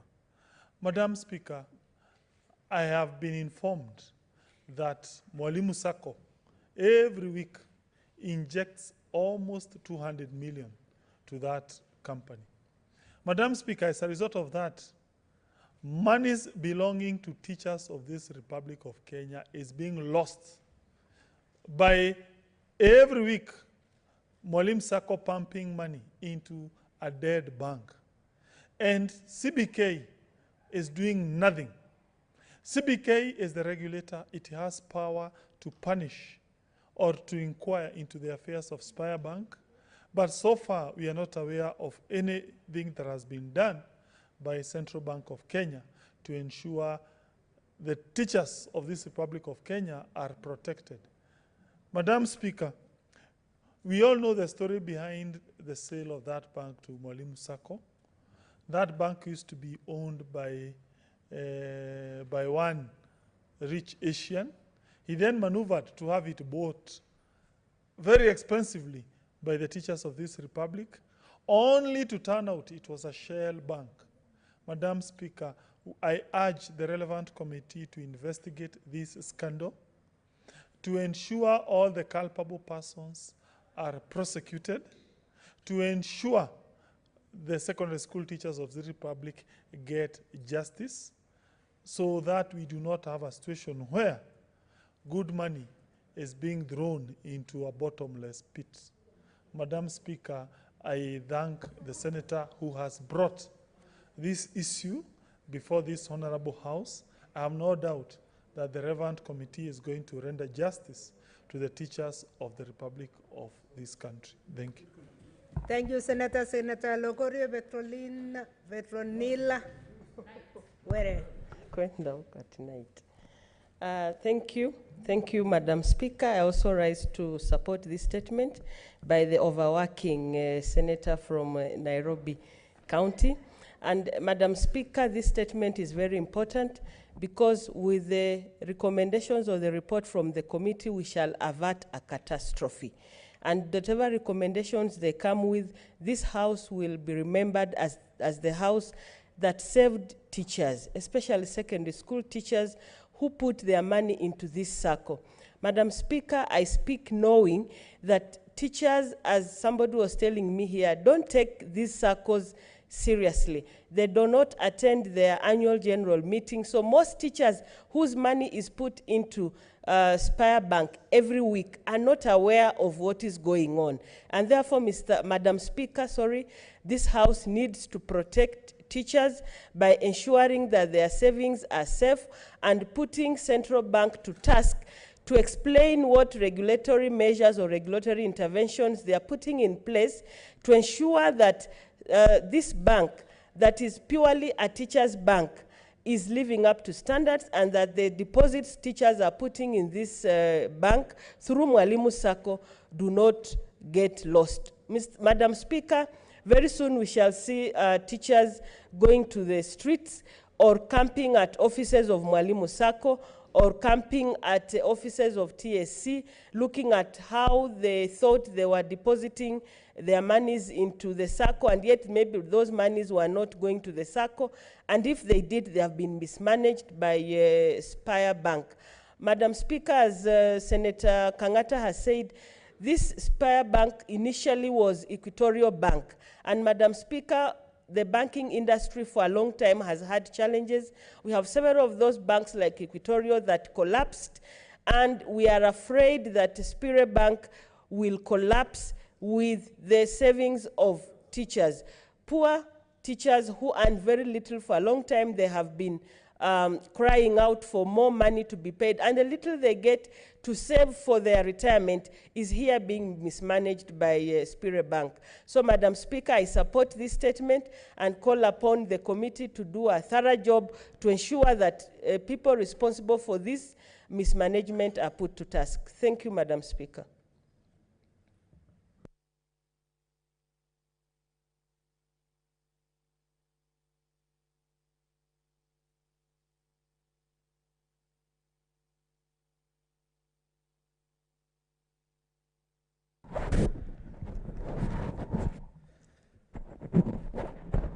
Asante sana Mheshimiwa Seneta Speaker, Mheshimiwa Seneta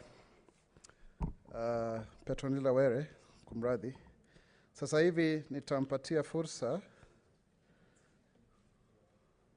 Seneta Millicent Omanga ili aweze kuendelea na kauli yake.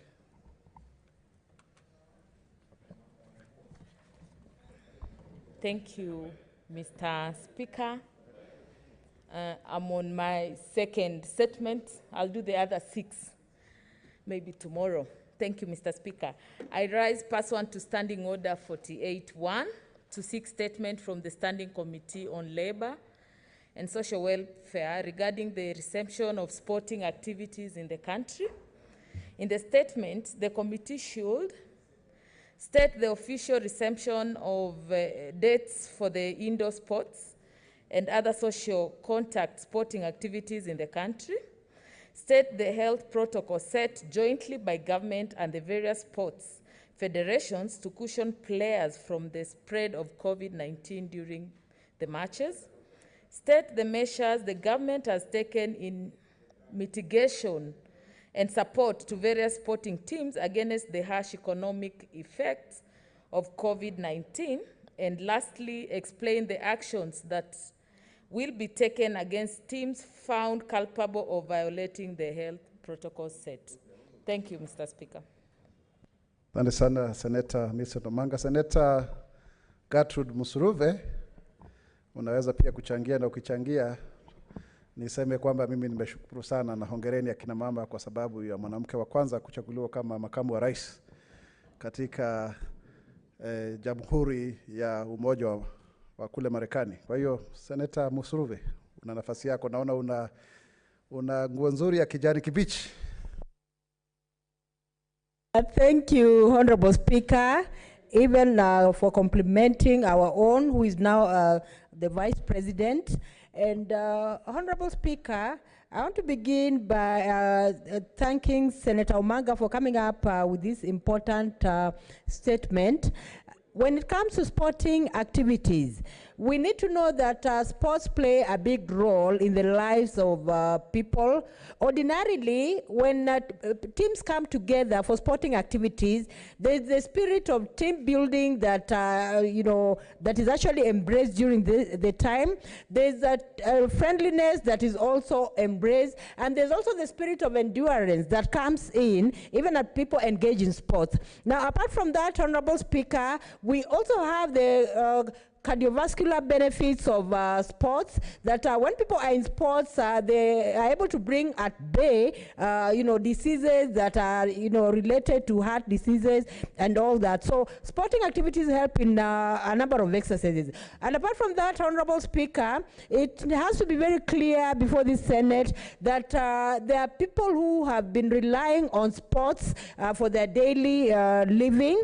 And right now, during this corona pandemic, just as much as the tourism industry has gone down, just as much as other industries have gone down, then also sporting has gone down, and it has a lot of negative effects on the sportsmen. And I want to say, Honorable Speaker, and I'm glad that you're also a person with a disability, and you know very well what sportsmen and sports ladies go through, those who have disabilities. They rely on sports for their daily living, but right now, Honorable Speaker, they do not know what to do. They are frustrated, and there's need for the government to come up with a mechanism of ensuring that sporting activities resume. And even when they resume, Honorable Speaker, there's need also for sportsmen also to ensure that they're observing the COVID rules, and the government should come up with a protocol for sportsmen so that they know what rules that need to be observed. And apart from that, Honorable Speaker,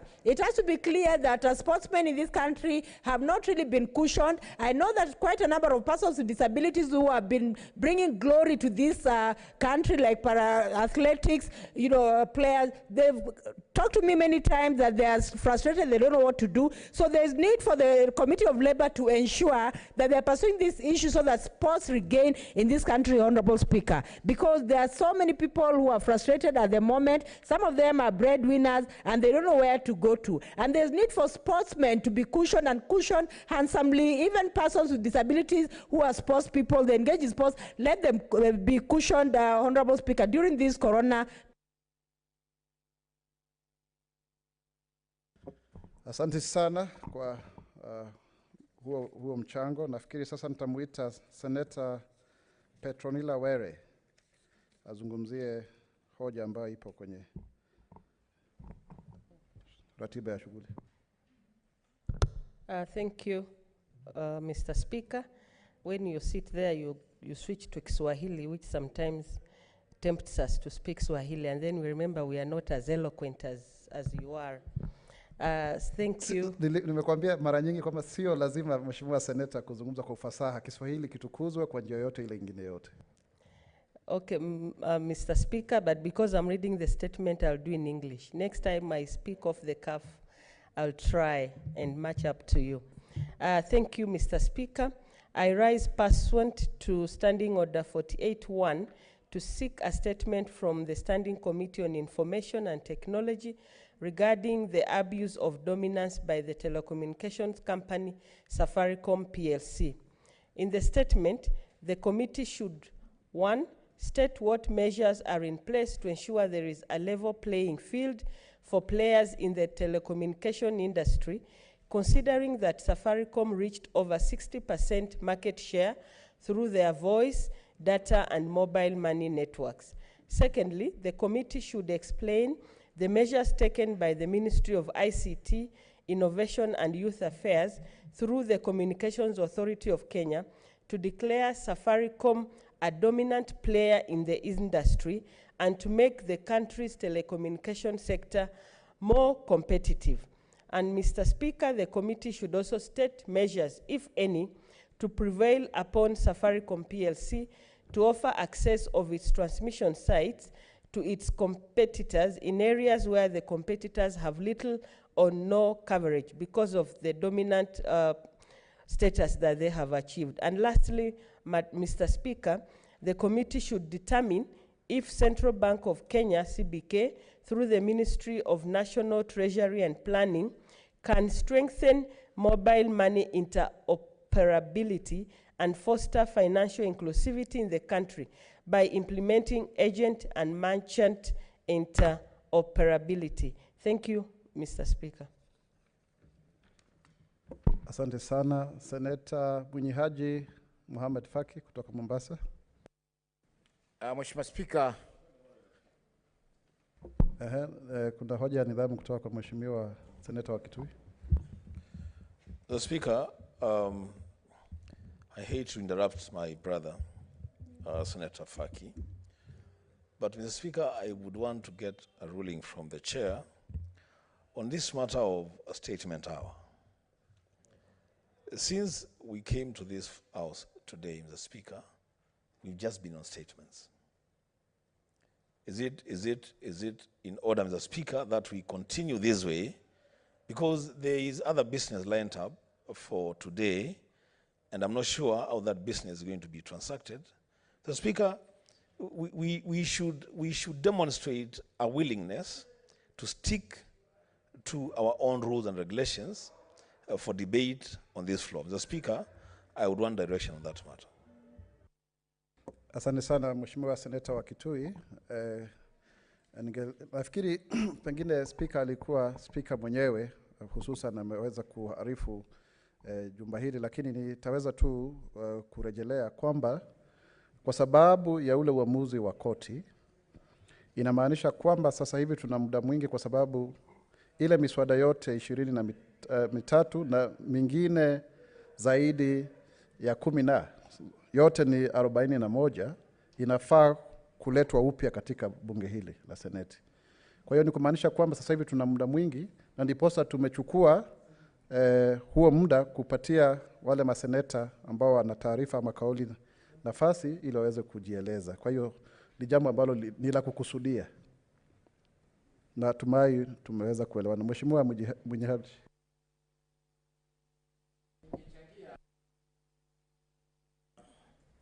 Ya nidhamu ya Seneta Wambua kwamba kuna taarifa za maseneta wa kibinafsi na kuna taarifa nyingine za kamati ambazo inafaa tuzipe kipaumbele, kwa sababu mwenyekiti wa kamati hawezi kukaa labda mpaka saa hizi wakati unatumika kwa kujadili taarifa za kibinafsi, na yeye ana taarifa ya kamati ambayo ni muhimu zaidi kuliko taarifa za kibinafsi.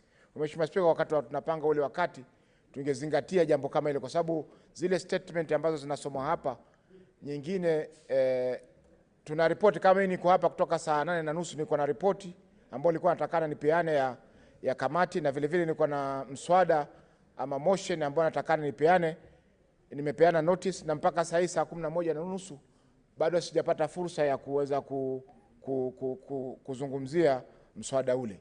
Kwa hiyo Mheshimiwa Spika, ikiwa tutaendelea hivi itakuwa inatuvunja moyo sisi wengine ambao ni wenye viti wa kamati kuja mgeni, kwa sababu tutafungwa hapa bungeni mchana mzima bila ya kutoa mchango wote sawa sawa. Nikirudia taarifa ya Seneta Petronila, Mheshimiwa Spika, ningependa kuunga mkono taarifa hii, na imekuja wakati mwafaka kwa sababu tumeona kwamba shirika la Safaricom linaendelea kutumia uledi wake na ukubwa wake katika soko la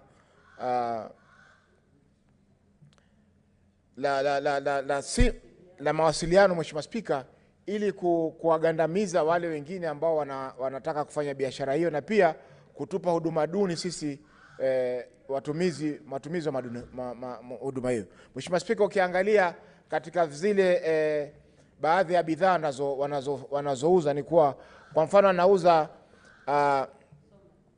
airtime ama muda wa maongezi wa data, na inapofika kiwango fulani ile nafasi ama ile speed inayotokana kutumika katika ile data ambayo ulikupa ama kile kiwango amechokupa kinapungua, na hii ni kwa kusudi, kwa sababu wanajaribu kupunja wateja wao kuhusiana na bidhaa ambazo wanawapatia. Kwa hiyo Mheshimiwa Spika, nafasi hii ikipatikana itakuwa ni wakati mzuri kuweza kuuliza maswali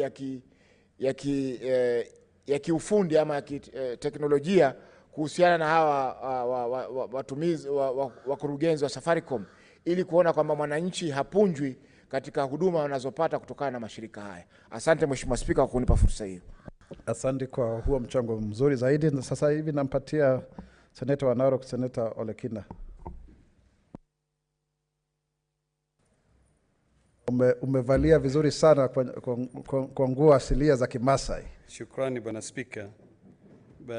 Bwana Spika, ningeomba nizungumze kwa lugha ya Kimombo kwani Mr. Speaker, sir, I thank you.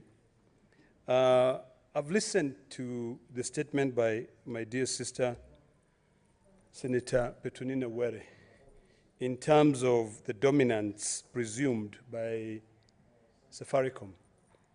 Mr. Speaker, sir, I'm not so sure that this is an issue that has not been canvassed in this House.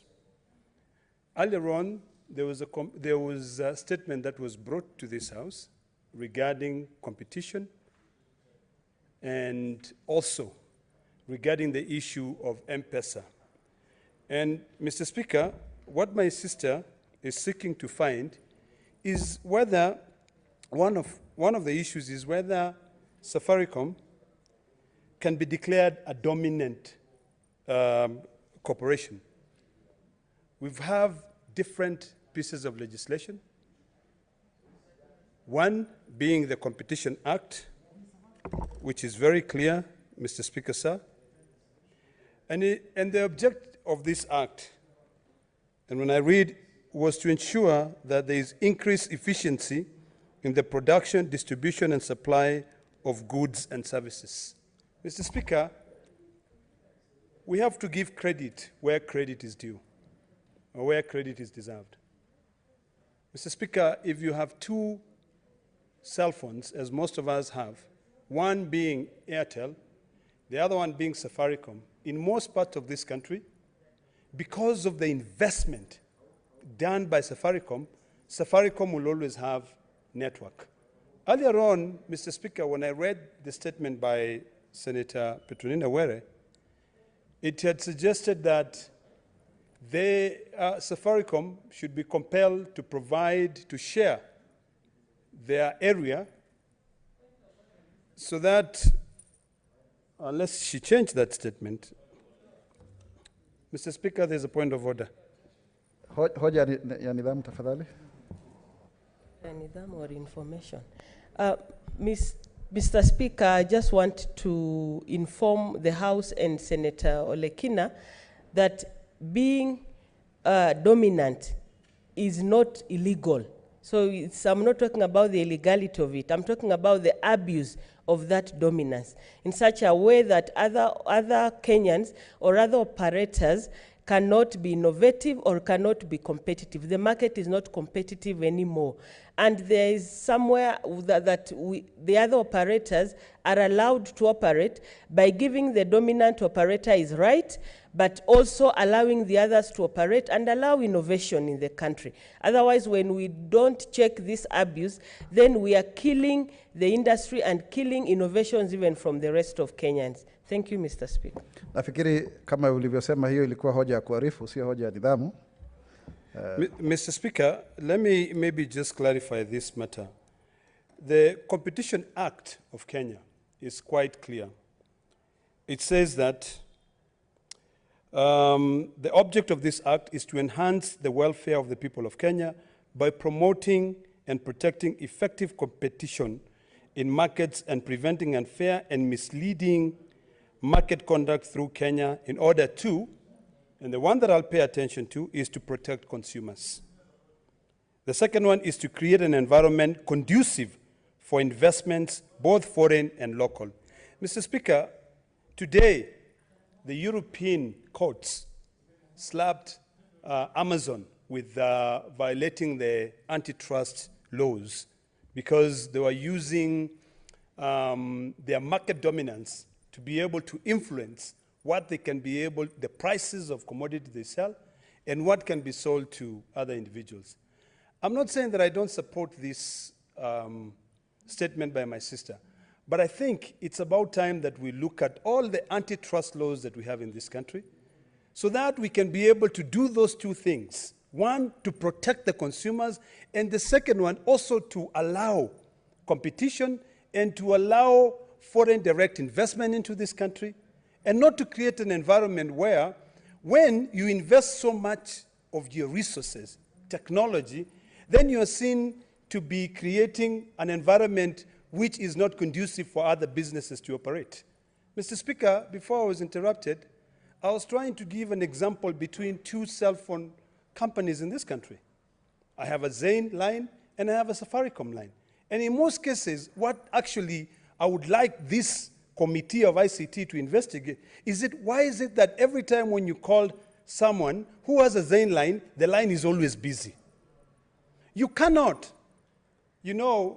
come and fault me for investing so much money in making sure that, one, I have no drop calls, two, my network is stable when you do not want to invest that money. Mr. Speaker, sir, it is quite clear that for you to be able to succeed in this market, you must invest a lot. What I know that Safaricom policy in terms of marketing is similar to the one of Coca-Cola, which is within arm's reach, where everywhere you go, you see Safaricom, Safaricom, Safaricom. So I think what we need to separate are two things. One thing I like, and I will support this entirely, is the point that Senator Were made, asking a very pertinent question that we've asked before, the issue of separating the banking services from the telecommunication services. She has raised a pertinent matter that has got to be divorced from the issue of dominance and from the issue of ensuring that your consumers are getting what you're selling to them. Mr. Speaker, I think this House should be able to guide, and the Committee on ICT should be able to look deeply into the legislation. Either amend the Competition Act, either amend the ICT Act, Central Bank Act, so that we are clear. But as we speak right now, innovation should not be punished. Worldwide, this country is renowned for introducing M-Pesa, mobile money transfer services. People out in the rural areas, right now when somebody falls sick, you just use electronic money. So we just need to be, we need to be careful on the kind of policies, the kind of rigid legislations that we introduce. Because for me, I find that Safaricom has fully invested in this market. Any other person who wants to compete must also be ready to invest. I'm also aware, Mr. Speaker, that there was a time that Safaricom's share of the market, they were forced to reduce so that two companies, this is Airtel and Telcom, can be able to merge and take up a little bit share of this country. But you cannot force a consumer to go ahead and sign up with Airtel or Telcom when their preference is Safaricom. This is a very interesting debate, Mr. Speaker. So it almost boiled down to the issue of the two-third gender, where it is very difficult to be able to make sure that we achieve it, because you cannot force, so long as the system of election in this country is on universal suffrage, there's no way you can force an individual to elect a person of the opposite gender as their leader if they don't choose to. So in this case, when we are dealing with the issue of competition, when we are dealing with the issue of dominance, we must be guided by the law. The Competition Act is clear. It says it is there to protect individuals, so that when you're coming up, the one thing that concerned me is the point raised by Senator Faki on the issue of the longevity of the bandwidth that are given. If we are looking at those issues, I would be concerned about that. If, let's say, you buy bundles worth 100 shillings and you can only use them for 30 seconds, I'll be concerned about that. I'll also be concerned about the issue of drop calls. But the issue of penetrating the market, we all have equal chances. It's just like when you were born as a child, Mr. Speaker. I'm sure you have siblings. But it's only you, Mr. Speaker, who is sitting in that seat because either the angels were in your favor or you worked hard to be able to be there. So let us not punish innovation. Let us promote it and also encourage the other players in the market to catch up. You know, there's always be one winner and all others will always be able to follow. In fact, the motto is that one will lead and others will always follow. So, Mr. Speaker, as I conclude, it is important that the Committee of ICT, which I believe is the one that you'll task to be able to investigate this matter, divorce those two issues. The issue of central bank and the issue of monetary policy versus the issue of competitiveness in the industry.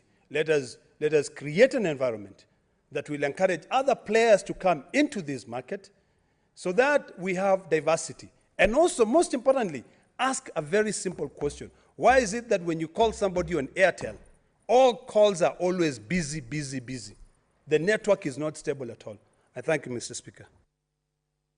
Asante sana Mheshimiwa Ledama Olekina, na hususan ningependa kukusifia kwa mavazi yako ya kiasili, kwa sababu nafikiri hiyo inafaa kuwa ni tamaduni, sio kuvaa tu haya masuti yetu ya kizungu kama ambao bado tuna enzi ukoloni. Nafikiri ni muhimu kwa mabunge yote ya Afrika, Kenya ikiongoza, tuweze pia kujua kwamba tuna tamaduni zetu na pia heba na hulka zetu na mienendo ni muhimu kwa maendeleo. Nikishasema hivyo, ningependa kumpa fursa sasa hivi kiranja walio wengi, Seneta Irungo Kangata, Seneta wa Murang'a, aweze pia kuchangia. Yes, Mr. Speaker, sir, Kenya must strive to achieve what we call a perfect competition economy, or what we call atomistic competitive economy.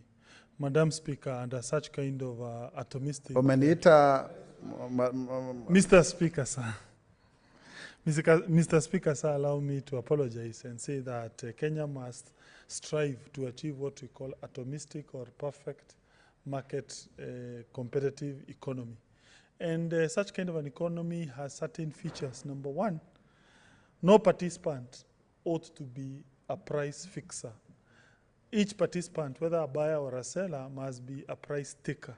That means no single entity should dictate market prices. In Kenyan situation, we have a situation where a single player dictates how much we are going to pay for data bundles, how much we are going to pay for calls, how much we are going to pay for SMS, because it controls almost 90-something% of this market. I am telling you, in such kind of a situation, I don't foresee any other entity growing up. We are not going to create more jobs in that industry. We are not going to have more innovation in that industry because of dominance of one entity. Mr. Speaker, sir, there is what we call termination charges, which an entity, a company in telecommunication industry, pays to the other companies for termination of its calls. Because of this dominance, these small telecommunication companies like Telcom, another example is Airtel, they owe billions of shillings to Safaricom. And therefore, the effect of that, Mr. Speaker, sir, is that those companies will forever owe billions of shillings to Safaricom. They will never grow. And to me, this is not a good economic situation. Madam Speaker, sir, we must foster. Miwa kiranja walio wengi, sasa hilo ni jambo la... Mr. Speaker, sir. Umeniita hilo jina, sasa uzungumza kwa dakika 2 peke yake sasa. Thank you. Mr. Speaker, sir, we must foster two things. And two things. Number one, we remove all the barriers of entry and exit of this economy. And number two, we must ensure we remove all barriers that have made these small companies not to rise up. I think personally, Safaricom should be declared as a dominant abuser of this economy. I strongly believe it is oppressing those small entities. Mr. Speaker, sir, kindly, I would be urging personally that committee to take actions provided for under Section 24 of the Competition Act and compel Safaricom declare Safaricom an abuser of dominance in this economy. There is a paper that was done by experts which recommended Safaricom to break up. I think that paper, which was an advisory to the regulator, the CAAK, should be implemented to the full so that we break this monopoly of Safaricom, so that we allow that sector to be competitive if we want to move forward as a country. Thank you.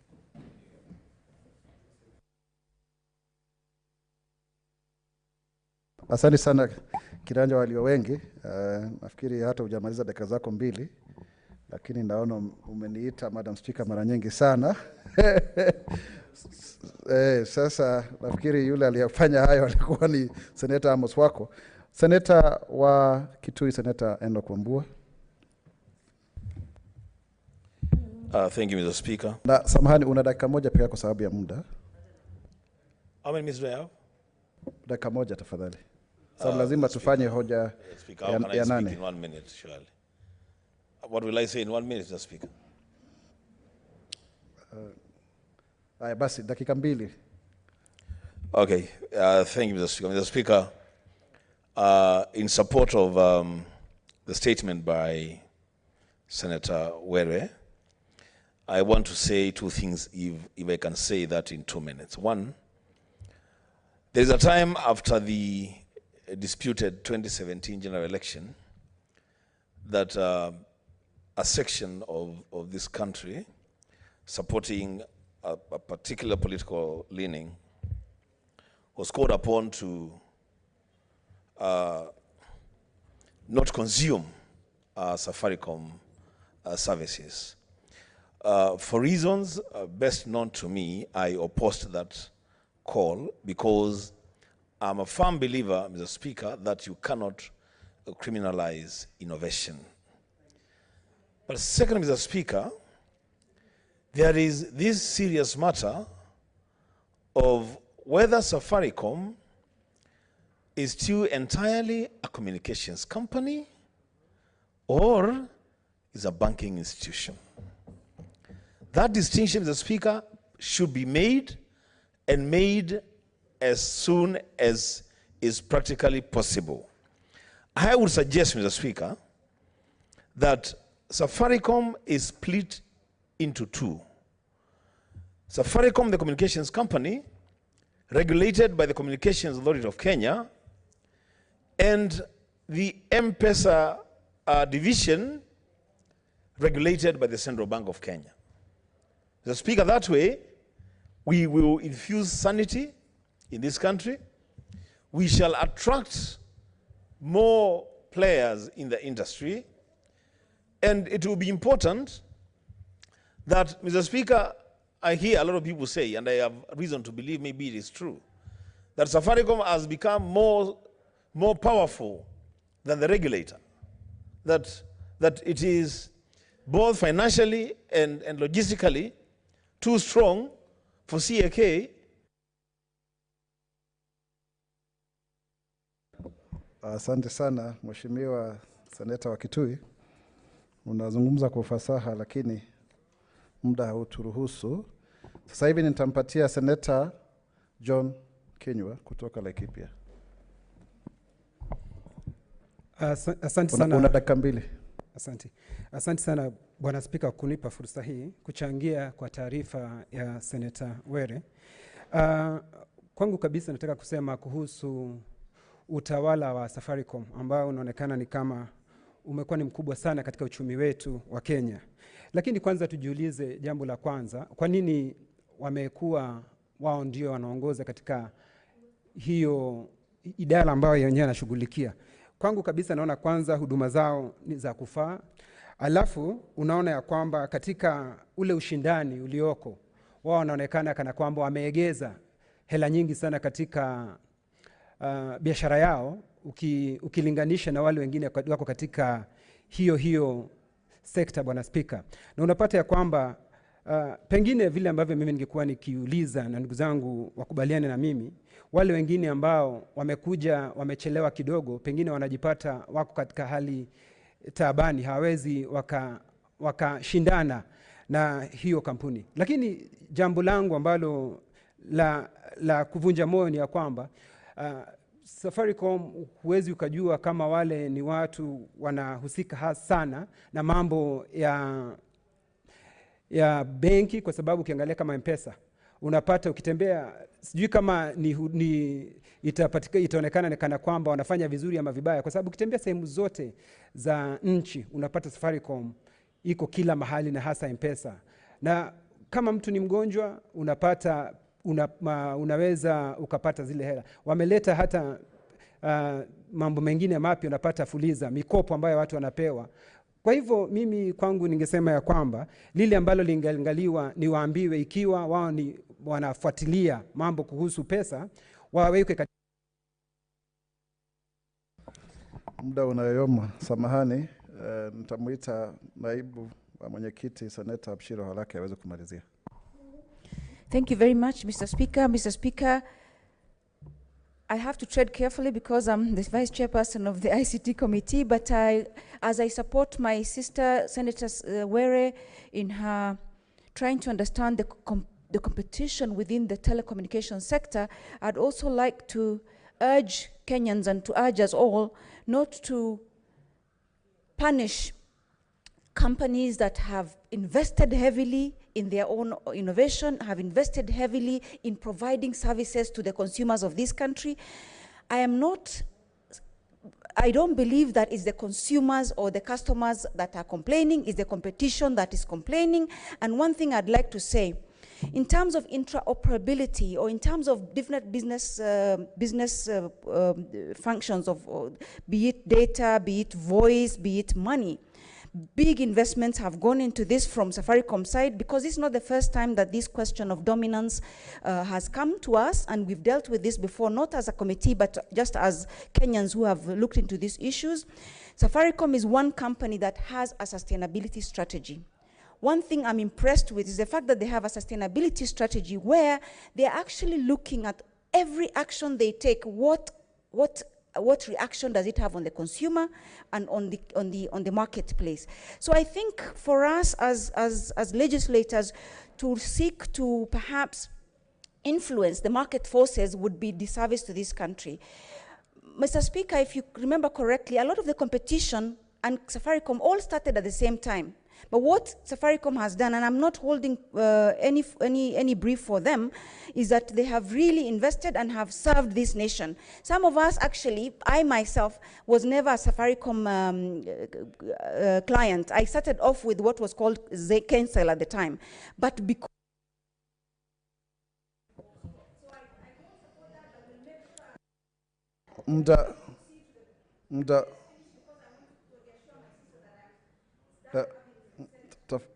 muda tafadhali umeyoma. Ni chairmani. Wacha kwa sababu utakuwa na muda mwingi wa kuchangia, wacha tuweze kuahirisha mjadala huo mpaka wakati ambapo swala hilo ama arifa hiyo itakuja kwenye kamati yako. Asante. Sasa kwa sababu ya vile ambavyo muda umeyoyoma, waheshimiwa wataadhimiwa maseneta, hatutaweza kuangalia ripoti za kamati tofauti tofauti. Najua mheshimiwa seneta Mwinyi Haji ulikuwa umeweza kusema kwamba wenyekiti wanakaa, lakini kwa sababu tuna salio la dakika kama robo saa, ningelipenda kumuita kiongozi walio wengi ama mwakilishi wake aweze kwenda katika ratiba ya shughuli, hoja ya 8. Order number 8, motion, alteration of the Senate calendar, regular sessions for the 4th session 2020, part 5. Kiongozi walio wengi. Mr. Speaker, sir, I rise to move the following motion that notwithstanding the resolution of the Senate made on 27th February 2020, approval of the Senate calendar on 15th September 2020 and on 8th October 2020, alteration of the Senate calendar pursuant to Standing Order 29, Sabbatical 4, and also that 1, Sabbatical 3, the Senate resolves to further alter its calendar, regular sessions for the fourth session 2020 in respect of Part 5 to hold one sitting on Tuesday, beginning on Tuesday, 10th November 2020, until Tuesday, 1st of December 2020, and that Senate calendar regular sessions for the fourth session 2020 be altered accordingly. Mr. Speaker, sir, there is today, during House Business Committee that was held today, it was proposed that we alter Senate's calendar, the reasons being that we are experiencing a spike of COVID-19, first in the entire Republic, but also in the Senate. Mr. Speaker, sir, I urge members of this Honorable House to pay their respect and also tribute to some of our colleagues whose name I will not disclose, who has passed on here because of this pandemic. And we must take into account those our colleagues. We loved them. Yeah, of course, working colleagues here, in the sense that they work to support this house. And it is only a good employer, it is only a reasonable house that must take and respect our workers who have suffered because of this pandemic. Mr. Speaker, sir, when you look also what is happening in the entire country, so many persons are dying currently because of this pandemic. This pandemic started on or about March 2020. It peaked in the middle of July or thereabout. Then we started going down. Mr. Speaker, sir, we are now experiencing a second wave, which is more deadlier, which is now causing more suffering to our people. Mr. Speaker, sir, yes, it is true. We must strive to work. We ought to be in this house coming up with ideas on how to help Kenyans. But on the other hand, we must also bring to the people's attention that this pandemic is so grave, and we must also take precautionary measures. It is on that account that the House Business Committee recommended that we take some break so that we only come on Tuesdays, but we shall endeavor to ensure each and every business is transacted on Tuesday. I want to assure Kenyans and also honorable senators, if for any reason you agree to my motion, please, honorable senators, no business will be impacted negatively. We will come up with measures to ensure we come and transact all businesses appearing on the order paper. That may include shortening debating period. That may include also devising various mechanisms so that we don't have a backlog. Mr. Speaker, sir, this House must also be proud of the good work which it has done.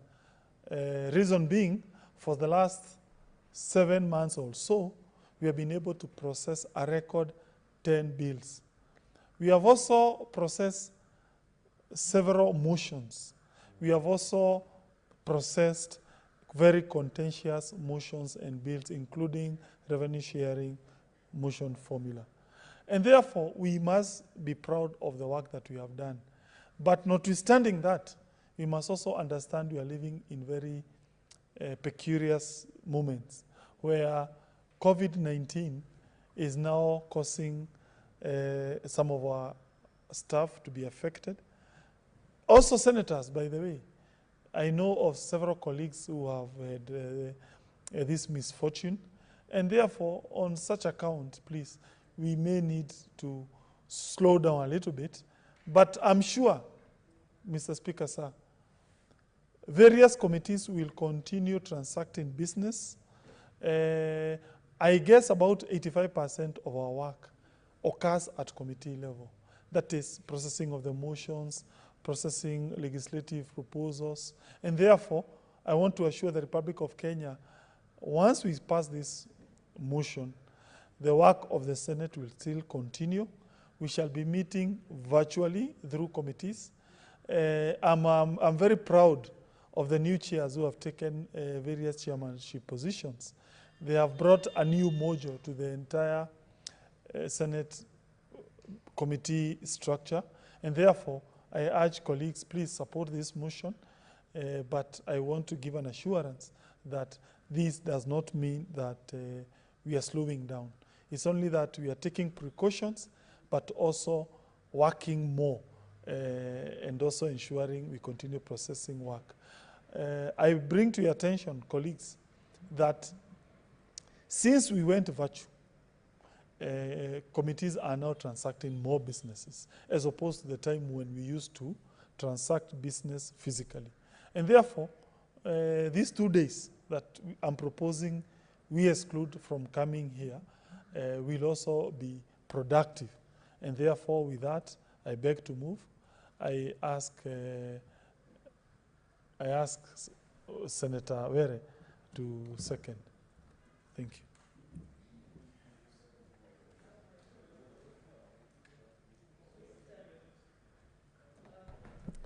Mr. Speaker, I'm not sure I should second because I had an amendment to that proposal.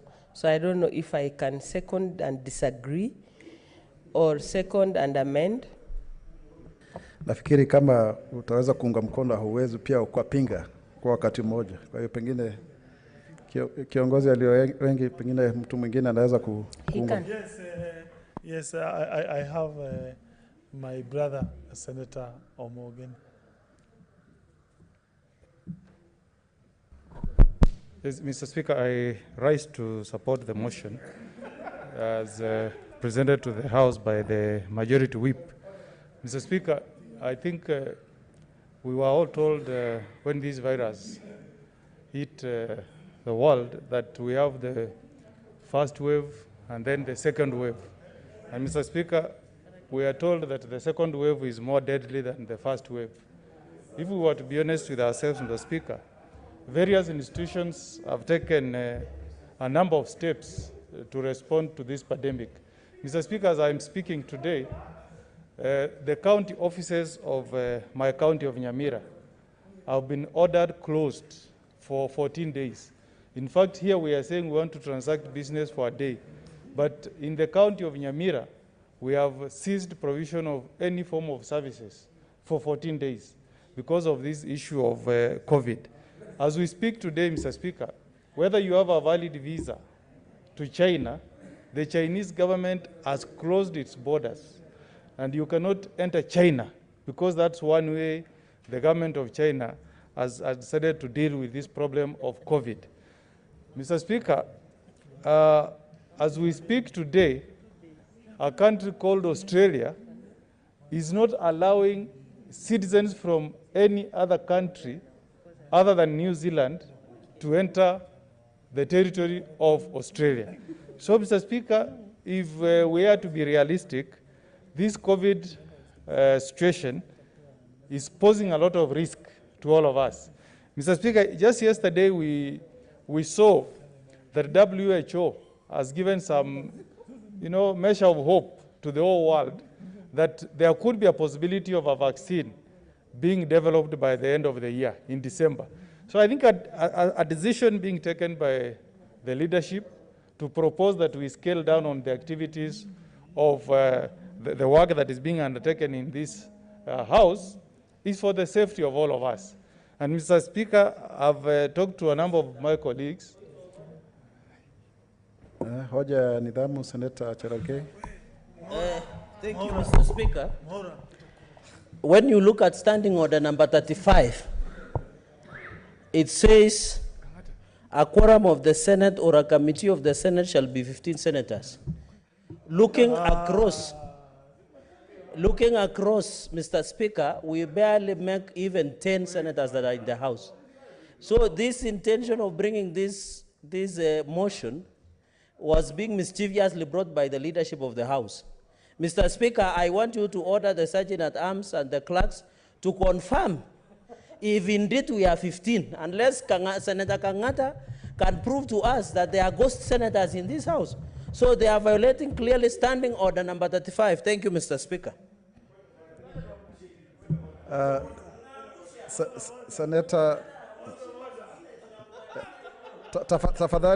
tafadhali maseneta tuwe na nidhamu katika bunge la seneti. Seneta Oledama.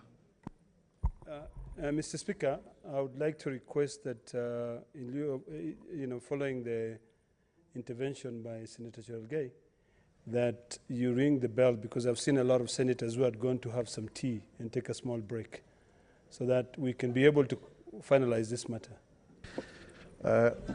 Muda umeyoma sana, na kwa sababu nafikiri naagiza kwamba kengele iweze kupigwa kwa dakika moja.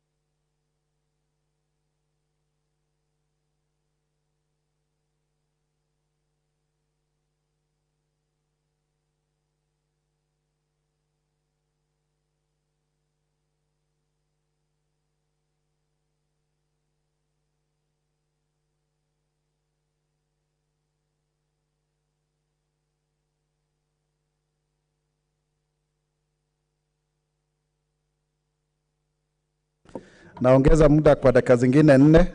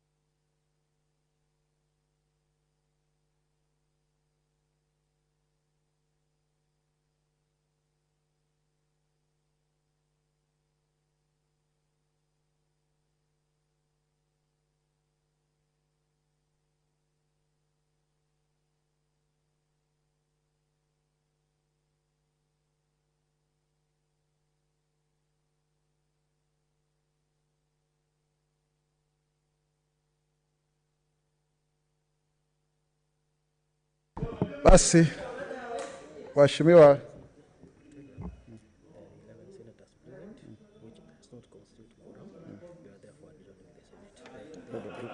tusiendelee. We can't. Because now we could not even continue. Hebu tuwe na nidhamu kwenye bunge la seneti. Waheshimiwa maseneta, sasa hivi ni saa 12:30 na hatuna akidi ni quorum, akidi ya kikao hiki cha bunge la seneti. Tuko na maseneta 11. Kwa hiyo sasa tunaakhirisha kikao cha hiki cha seneti mpaka kesho tarehe 11, nafikiri kuna kashesha hapa. Jumatano tarehe 11 Novemba mwaka wa 2020 saa 8:30.